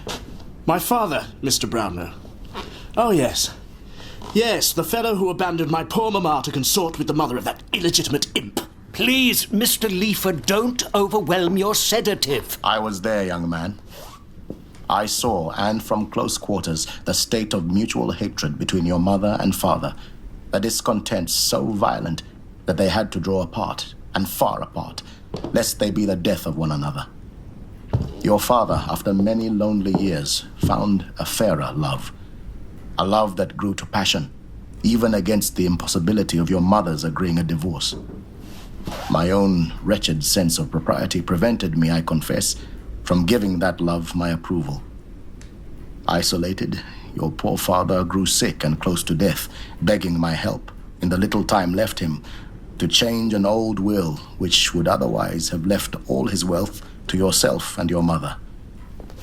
I gave less help than I could have, and next I heard he was dead, leaving me for memento a portrait of the young woman he truly loved, but no knowledge, until my recent investigations, that the will had been successfully changed, though some machination of yourself and your mother has seen that revised will disappear. A will leaving all to your father's truer love and, in the event of her decease, to their child, however unfortunate and death-haunted her pregnancy. Her child, your brother. I have no brother. Are you there, Rose? Yes. And Oliver? Oliver's here. What? No, I have no brother. Brother? No. A blight to me. That's what the brat is. Calm yourself, or I might be tempted to prescribe at least a mild poison. I'm here. You have suffered so much, Oliver. I pray the hearing of this story hasn't compounded the damage your sibling has done you. I had to hear, sir. I had to know who I am, who I was all along. Who you are? I'll tell you who and what you are. You're nothing. A penniless product of the workhouse. Mr. Leaford! Worthless in society's eyes, now and forevermore. For I saw, and listen, Will, all of you, I saw the will destroyed that would have proved otherwise. You hear, brat? You hear, brother? Mr. Leaford, sit down. Rose? No. Let me speak. These elderly gentlemen might strain after a diplomatic tone even when confronted by the likes of yourself. But I, sir, am a young woman, myself of questionable parentage, and thus might be prone to a more, shall we say, emotional response. Touch that boy, speak to him any more as you have been speaking, and I warn you, tie your poisonous tongue in a knot around your head. Keep her away from me. Rose, please. If there were any decency in the world, there might be a second slattern lying dead tonight. By God, I will poison you. Sit down. The doctor prescribes, Mr. Leaford. Act accordingly. What? What does he mean? Mr. Brownlow? Mr. Brownlow! What does The he... woman who helped us. She's dead. Yes. He killed her. The man she spoke of. The hunt is on for him. He shall not, I think, long evade justice. Neither him nor those of his acquaintance, with their own link to that and all the other relevant crimes. I had nothing to do with that. It had everything to do with the disclosure of your villainy, sir. Will you disclose the whole? As an alternative to facing what some of those others will face? Yes. Why not? Yes. This illness of mine leaves one so weary sometimes. It will leave you dead before long. Dead, Doctor. And this life of mine so bright and unclouded. Given the diagnosis, will you set your hand to a statement of facts and repeat it before witnesses? Whatever you say. I am no murderer. You, sir, are the worst sort of murderer. The sort who commissions the deed and keeps his own hands clean. We have a document to draw up. Mr. Brownlow? Yes, Oliver. What of Fagin? Huh, there's a stock I wouldn't take shares in. What?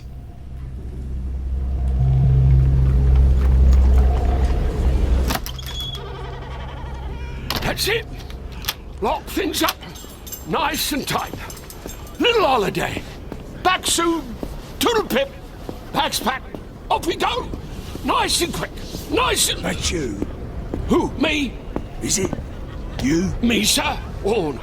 I'm no one. No one. Just nobody minding his own business. Now, if you'll excuse me... Fagin. I beg your pardon, sir. It is. He's over here. What? What's that? You dirty piece of... You here? It's Fagin. Fagin? Fagin? Never heard the name. Now, if you'll just let me pass... Fagin? Is it? Take a look at him.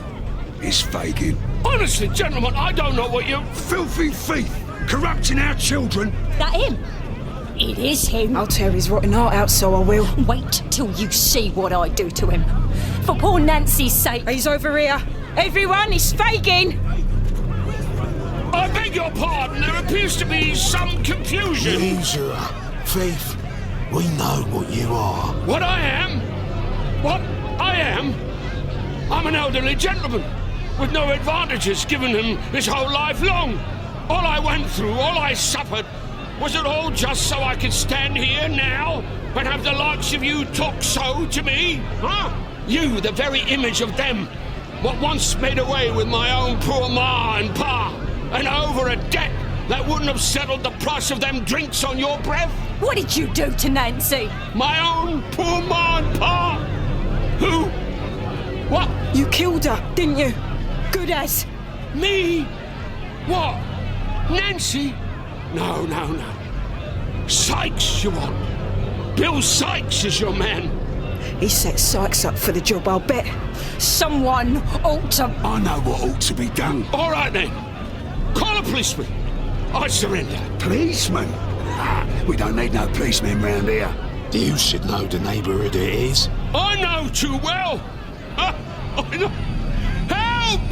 Please! Get him! Tear him apart! No, please! I know done desperate things and ain't proud of them all, but help! Help! Please!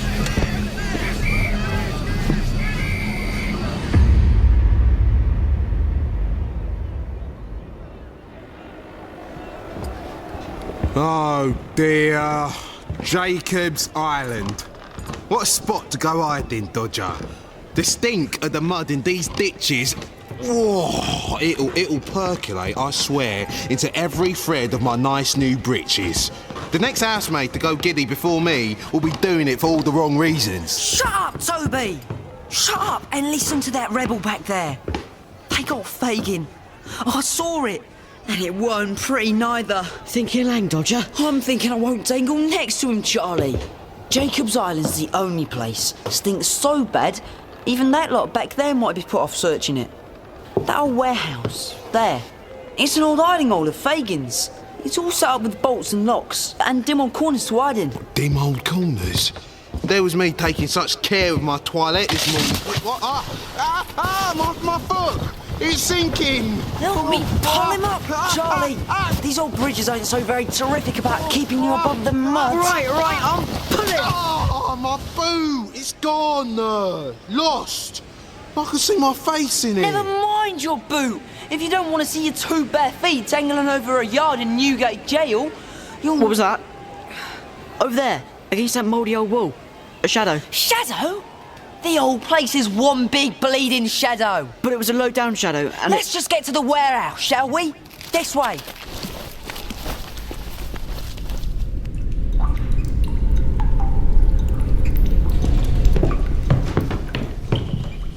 Oh, yeah, very salubrious, fine crib. Here's me, boot missing and hosiery exposed, one toe protuberant, and all the while rats running about more at home than we'll ever be. Shut up, Toob. We'll anchor here and keep an eye to them bridges below. See if we're safe. I don't feel safe. You never feel safe when the going's nasty, Charlie.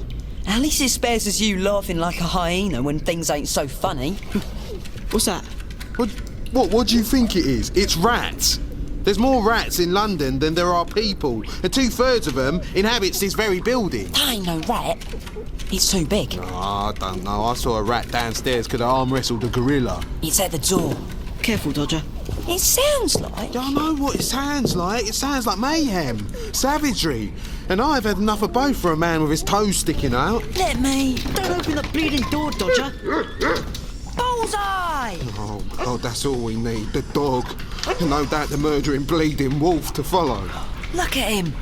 Covered with mud. Lame. Half blind. He's come a long way. Need some water. Some in that rusty bucket there. Here, boy. Here. So, is Sykes with him? You're the one at the window. Take a look.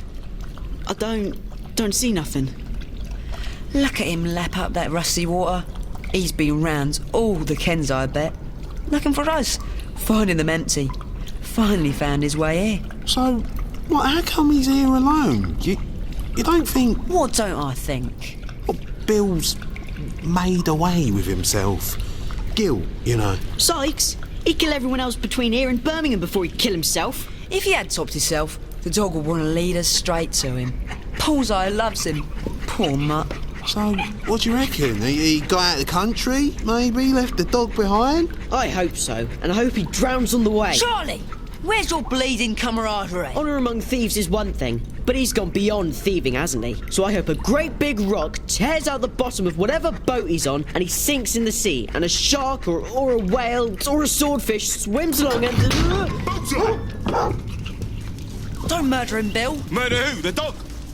I tried to, didn't I, Bullseye? Tried to get hold of him and drown him. Them town criers was calling, wasn't they? About how I'd got the dog with me and this bleeding dog distinct as a skull on 4 legs. But you ran, didn't you, Bullseye? Huh? Even you turned against me, made me chase you all the way here, all but bumping elbows with them out there as wants to kill me. We're aware how close they are, Bill. Close indeed. Where's Fagin?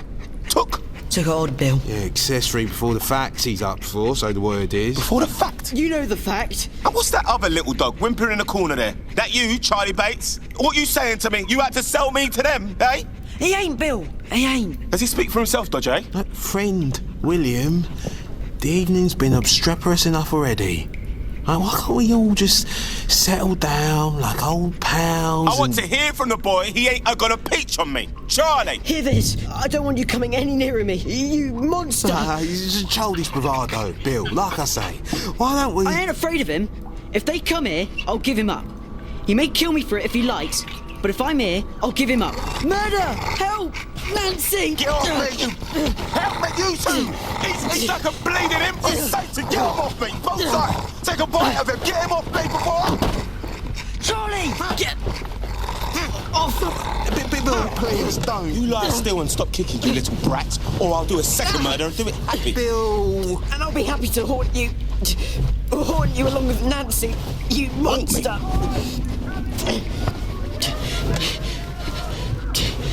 Haunt me? Bill! Out there. She's haunted me already. I loved her, you see. Killed her because I loved her. And that kind of killing, well, don't escape a haunting with that. Try and understand, Charlie. I understand. I loved her too, see? But it didn't leave me thinking I had the right to kill her. Help! He's here! Bill Sykes! Please, help! He's here! Charlie! He's up here! Sykes! Break down the door! Oh, by God, there's so many of them down there. Please, help someone! You screeching hellbait! Don't break his neck, Bill! Break his neck? I ought to. But I ain't got the time to spare, Dodger. Open that door, Dodger. Do it! Now! Do it, Dodger! With me or against me? You know I always looked up to you, Bill. Then open that bleeding door. Good. Now you get in there, you've got this child. There, that ain't cut out for a man's life. Not like us, eh, Dodger? Help me! No, Bill. Someone help, please! Look, them doors down there is double locked and chained, Bill, but I don't suspect they're gonna hold forever. Damn them all. Damn you! Do your worst, I'll cheat you yet! Set it on fire, did they say?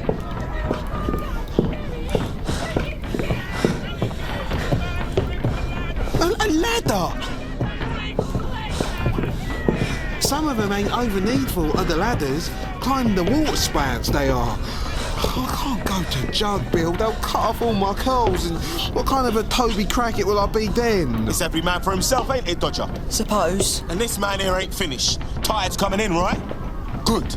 Then get me a rope, Dodger. A long rope, and hurry. But what are you thinking of, Bill? I'm thinking of going. Going where? There's no way out.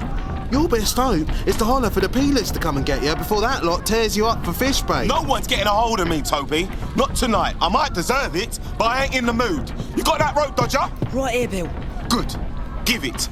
They're all round the front. I'll get on the roof, then drop down to the folly ditch at the back, clear off that way. You coming, Toby? I'm just a fella likes to break a house, cut a dash, puff its pipe afterward. And now, on account of your mayhem, William, I'm set to sit going old and cold and ugly in the clink for the next several years. We go back too far for me to declare how fond I'm feeling of you right now. All right, keep your head up and shut whatever hole they fling you in. It ain't a gift being a looker in that kind of place. I get where I'm going faster going alone. I'll come with you. What's that, Dodger? I'll come. See that, Toby? There's still a little grit in the odd oyster around here. Good lad, Dodger. Yes. Shut up, Bullseye. Shut up. Oh, my God, they've broken through. Good. Good? It'll busy them all round this front end of the building for a few minutes anyway. Dodger, let's go. Out of my way, you stinking mutt. Oh, my girls.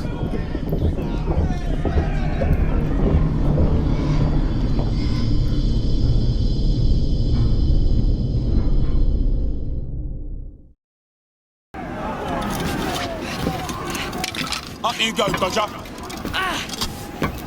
Here, take the rope.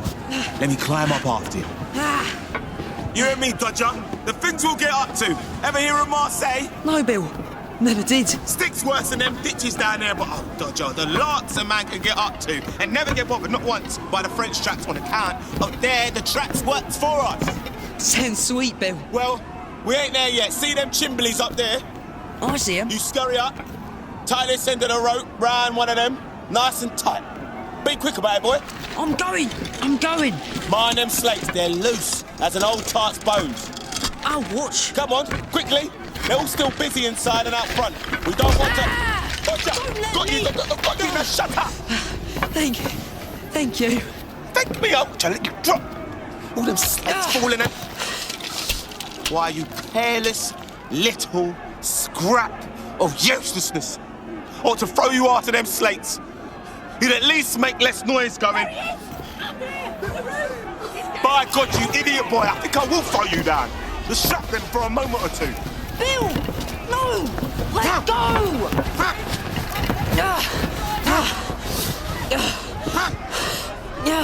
See that, boy? They're onto us now, scurrying down there like rats. I'll get clear of you all, yeah?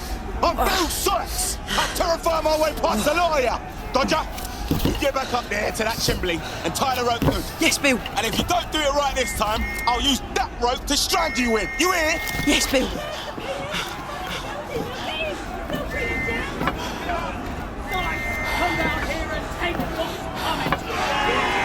What's coming to me?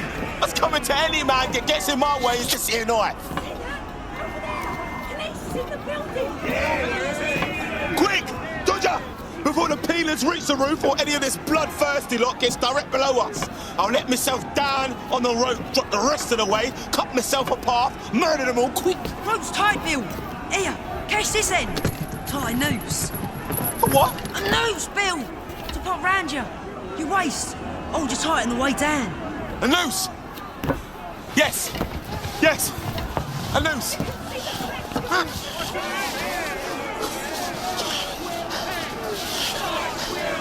There! The noose! Put it over your head, Bill.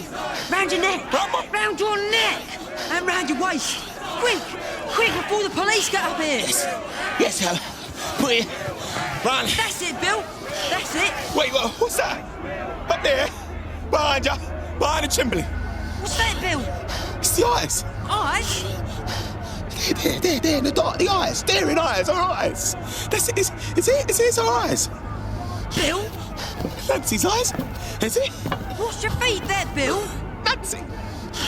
Look round, Dodger. You see her? What's that rope round your neck? Dodger, the eyes. Is it her? Nancy? Nancy! I think what it is. It's Nancy. Bill, it's the road.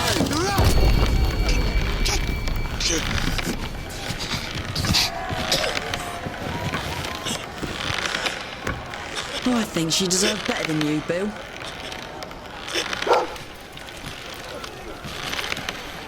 Hey, you, Bullseye. How'd you get up here, behind them chimneys? Loyal dog, eh? Let's get down off this blinking roof and start thinking how we're going to beg a favour of them peelers. He's gone, Bullseye. Dead and gone and hanging below. You don't need to worry about him anymore. Bullseye?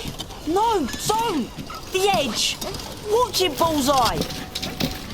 Bullseye! Bullseye, you idiot mutt. You always did love him so.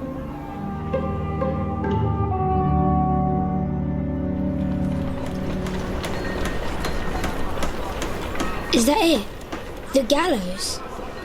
Yes, Oliver. That's it. It looks like a tree. A great bare tree. It will bear its own kind of fruit before the day's over.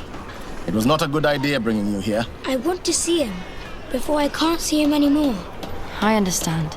Well, they're expecting us. Let's get this done.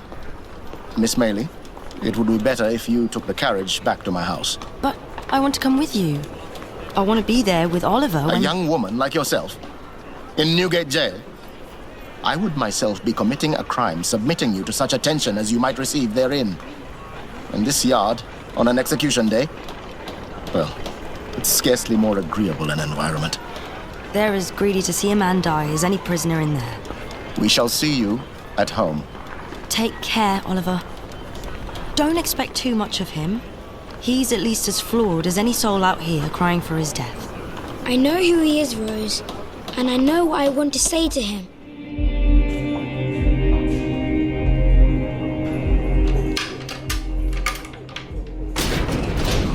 Good day to you. My name is Brownell. Governor told me all about you, sir. Wasn't expecting the little un. He is acquainted with the prisoner, and can cope, I'd reckon, with seeing the villain in his present powerlessness. Then who am I to keep you standing at the front step? In you come. Let me shut the door on that great flock of crows and ravens cawing out there. They do enjoy a hanging. Drury Lane couldn't compete. This way.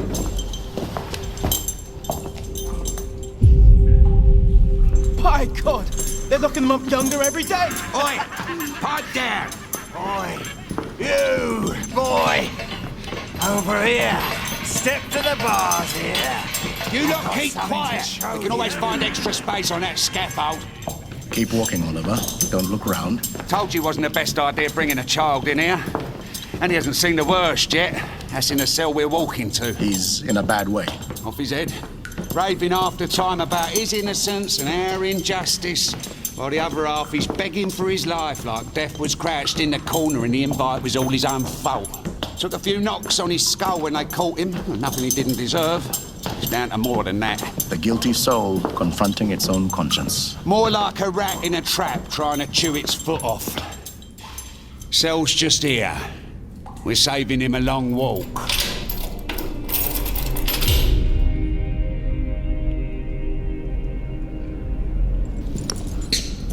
What's out there?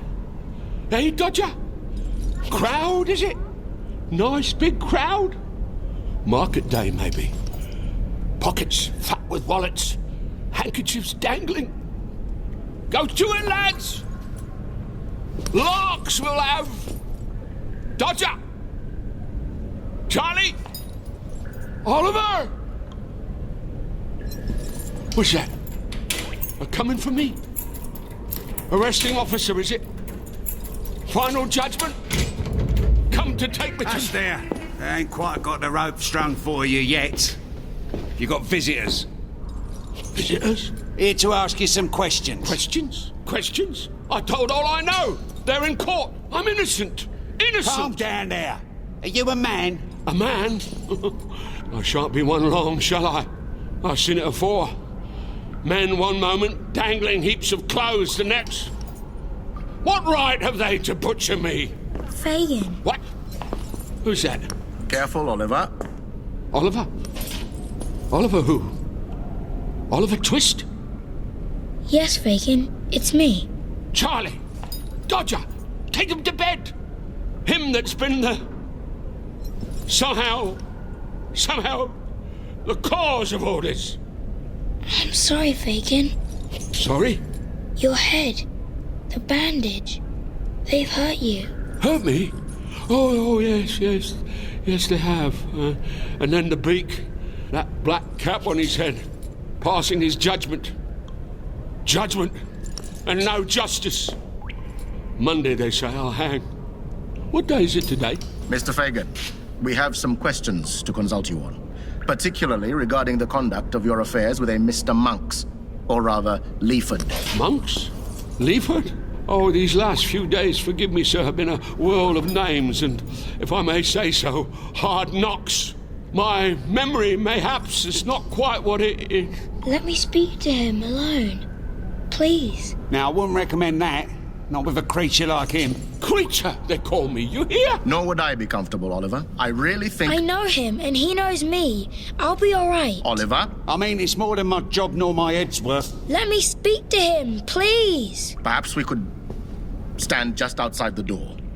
With the door not quite closed, Well, I'll swing for it myself if anything goes wrong. Nothing will go wrong. Please. The boy has, I think, experienced enough to know what he's talking about. I'll vouch for his safety. Come. Just a step or two outside. He's a wild animal. Types like that's in their blood. I don't think that's the problem, jailer. I don't think that's the problem at all. You see how they talk of old Fagin? And him never having done a soul no harm. You did me harm. Harm, my dear? Why, I took you in when you was alone and lost on them streets. That man, that Monks, he was paying you, wasn't he? A fella has to make a living. Can he say no to a deal like Mr. So-and-so was offering? He'd been looking for you far and wide. Thought he found you in some faraway undertaker's. But you went and vanished before he could get hold of you. Inquiries he made said you'd been spotted chasing carriages on the road for London. He and I, we had previous dealings. Young fellows like that, you know, they're always running up debt.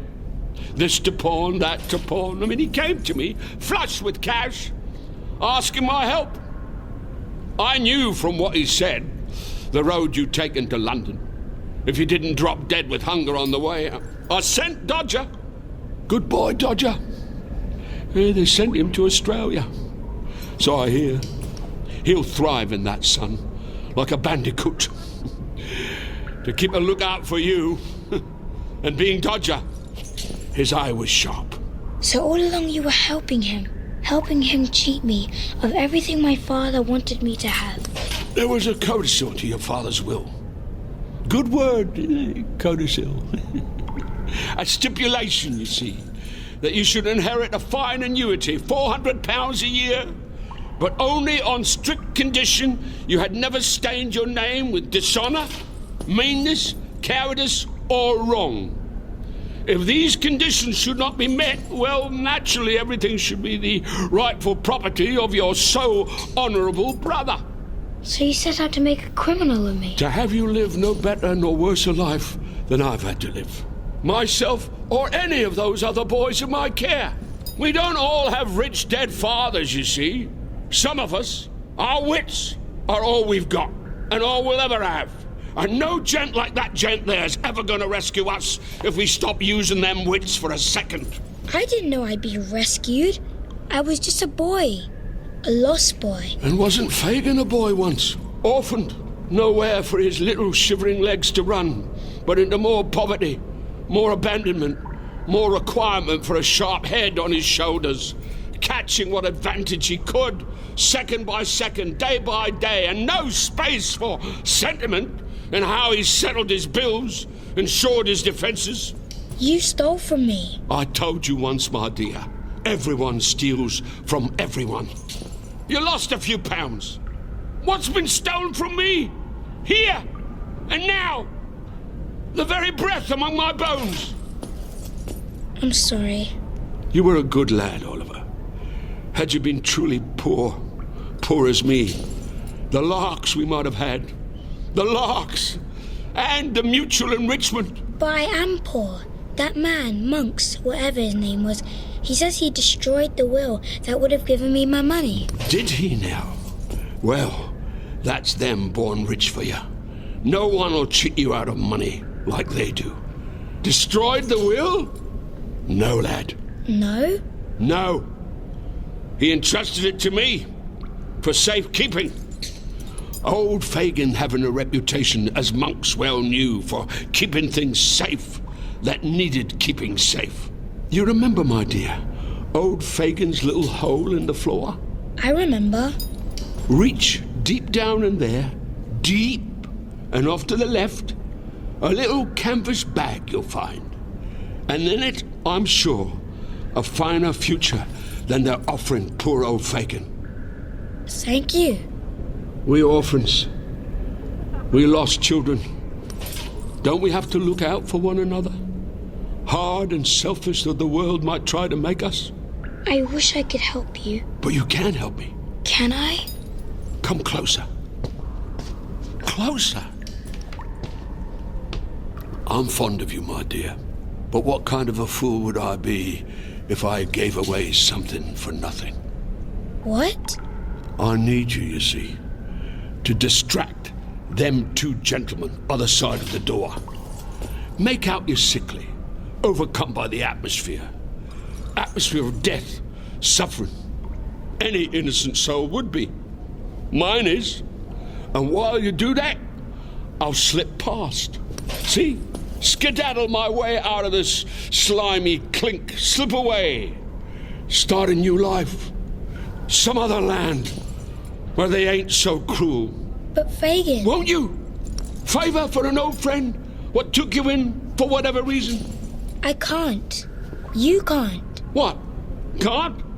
Past this guard, this door, there's another guard, another and another, and so many doors and so many locks.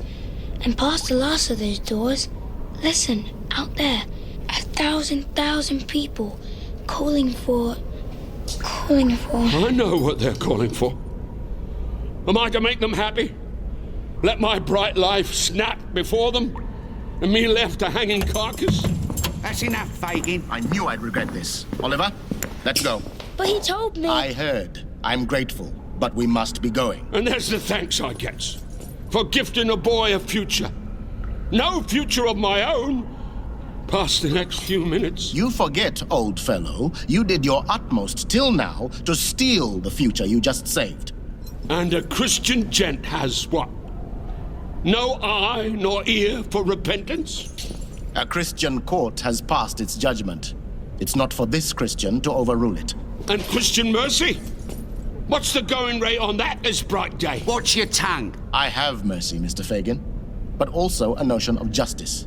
You can hear out there which speaks louder in a society like ours. Come, Oliver. You've heard enough. But he's an orphan, just like me. He's not like you, Oliver. You were born, we now know and can guarantee, to better things. Let's see about delivering them. Jailer? Out you go, sir. I'll see this ranting, grovelling bit of baggage keeps his distance. Won't I, Fagin? I am lost. That's all right. We'll know where to find you when the call comes from the scaffold. I'll get the door, sir. Lock him up nice and tight for the littlest while. Hey, Fagin. No! Don't lock me in here! Not in here! With dead men! I can smell them. In the walls. The fear. The waiting. The waiting. Ending. So many of them. How many? Sent here after a whisper from Fagin. Old Fagin, understand? He was frightened. Frightened! The fierce world spat him out. Kicked him around. Cast him this way, that way. Never safe. So what was he to do but save what he could, for as long as he could? And now, Fagin's little secret store of life's raided, emptied. And here comes a world, crueler, meaner, more covetous than he ever was, out to collect its unjust debt. And Fagin's frightened.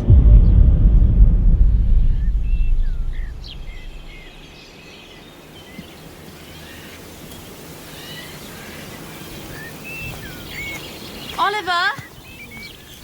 Oliver! Oliver! Over here, Rose. We thought we'd lost you all over again. No, I've just been sitting here in the sunshine. Reading again? I swear, this summer long, you've so raided Mr. Brownlow's library. Its shelves look desolate as the old fellow's heart is full. Fairy tales. You know they're my favourite. Of course they are. Children lost in the forest, facing dragons, giants, but finding their way back out again. It must remind you of your own story. Reminds me of all those other boys, the ones who didn't get out of the forest. Not like I did. Not so far as I know. Well, perhaps one or two did. Here, a letter addressed to you. To me? Who would send me a letter? It was shoved under the door of Mr. Brownlow's London residence, devoid of stamp, and almost swept away for rubbish by Mrs. Bedwin. But here it is, belatedly. Not the most elegant of hands, or even the sharpest of pencils, but your name's distinct upon it. Let me see. If it's more bad news, I swear I shall need to sit down a while in the shade. It's from... Yes, it's from Charlie. Charlie? Charlie that you knew in... Charlie Bates, yes. He can't quite write the way he could pick a pocket, but it says... Dear Oliver, old chum, I hoped he was doing well and safe and eating as much grub as you can cadge off them rich punters. I was a bit sick of the pocket-picking lark, what with being shut in a room by a certain murderer, and having to sneak out after the traps had cut him down from where he was a-hanging. Crime seems not such a lark when you has a dead man with staring eyes hung on a rope right outside the window. So that put me off a bit, and I has decided to leave behind London, which seems a place where there is not nothing but criminals like me. I'm going to a place called Northampton, which I think is near Scotland, and there I'm going to get work on a farm. The job I've been told of is called being a grazier, and it is teaching the cows how to eat grass. I'm told it pays all right, not as good as stealing, but they will not hang you for it. And cows have skins made out of leather, just like Wallett's, so your old pal Charlie ought to be able to turn his hand to it. Better than he can to this letter writing bit. So he is going to shove this under the door and say goodbye, and say he hopes you has as good a time among the rich as I will have on the farm. Wealthy types, I reckon, must be very like cows. At least when there is a lot of grass around for them to eat. Goodbye, and don't go stealing handkerchiefs or get hung. Your friend, Charlie. P.S. Sometimes I dream of Nancy. Oliver? He doesn't write like they write in books, but I know what he means. Oh, you poor children, the lot of you. You all deserve better dreams. Come, take my hand. Where are we going? The church. There's something you have to see.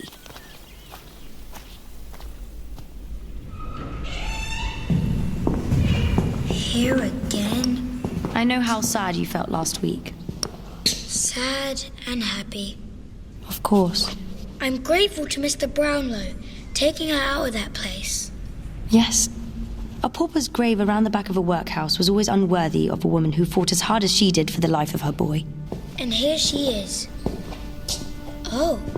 You see? A crowning act of kindness from your benefactor. Her name? The stonemason, I reckon, put a lot of heart into the carving of those letters, having heard her story. Agnes. He heard it confidentially, of course. Mr. Brownlow had to fight a little, and mince his words a little more, to get your mother here. These country parishes can be somewhat conservative, hostile even, to those who fall outside their notions of decorum. Who knows that better than myself? You, Rose? I told you, Oliver. I too was born outside the bonds of marriage. My poor aunt, who isn't my aunt at all, having to make her own mincing of words my whole life long to keep me safe from the cruelties respectable people can rise to. 2 orphans, that's us. 2 lost orphans who found their way to safety, respectability even, at the price of a little discreet concealment.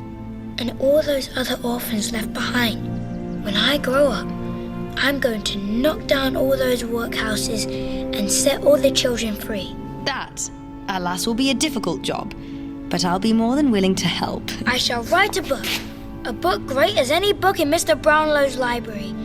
And that book will knock the roofs off those places and bring down their walls. Then a writer you will be. I'm her son before I'm anything else.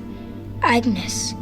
They say she ran through the cold, wet night, dying, but not letting herself die. Not till she had got somewhere I might be born and live.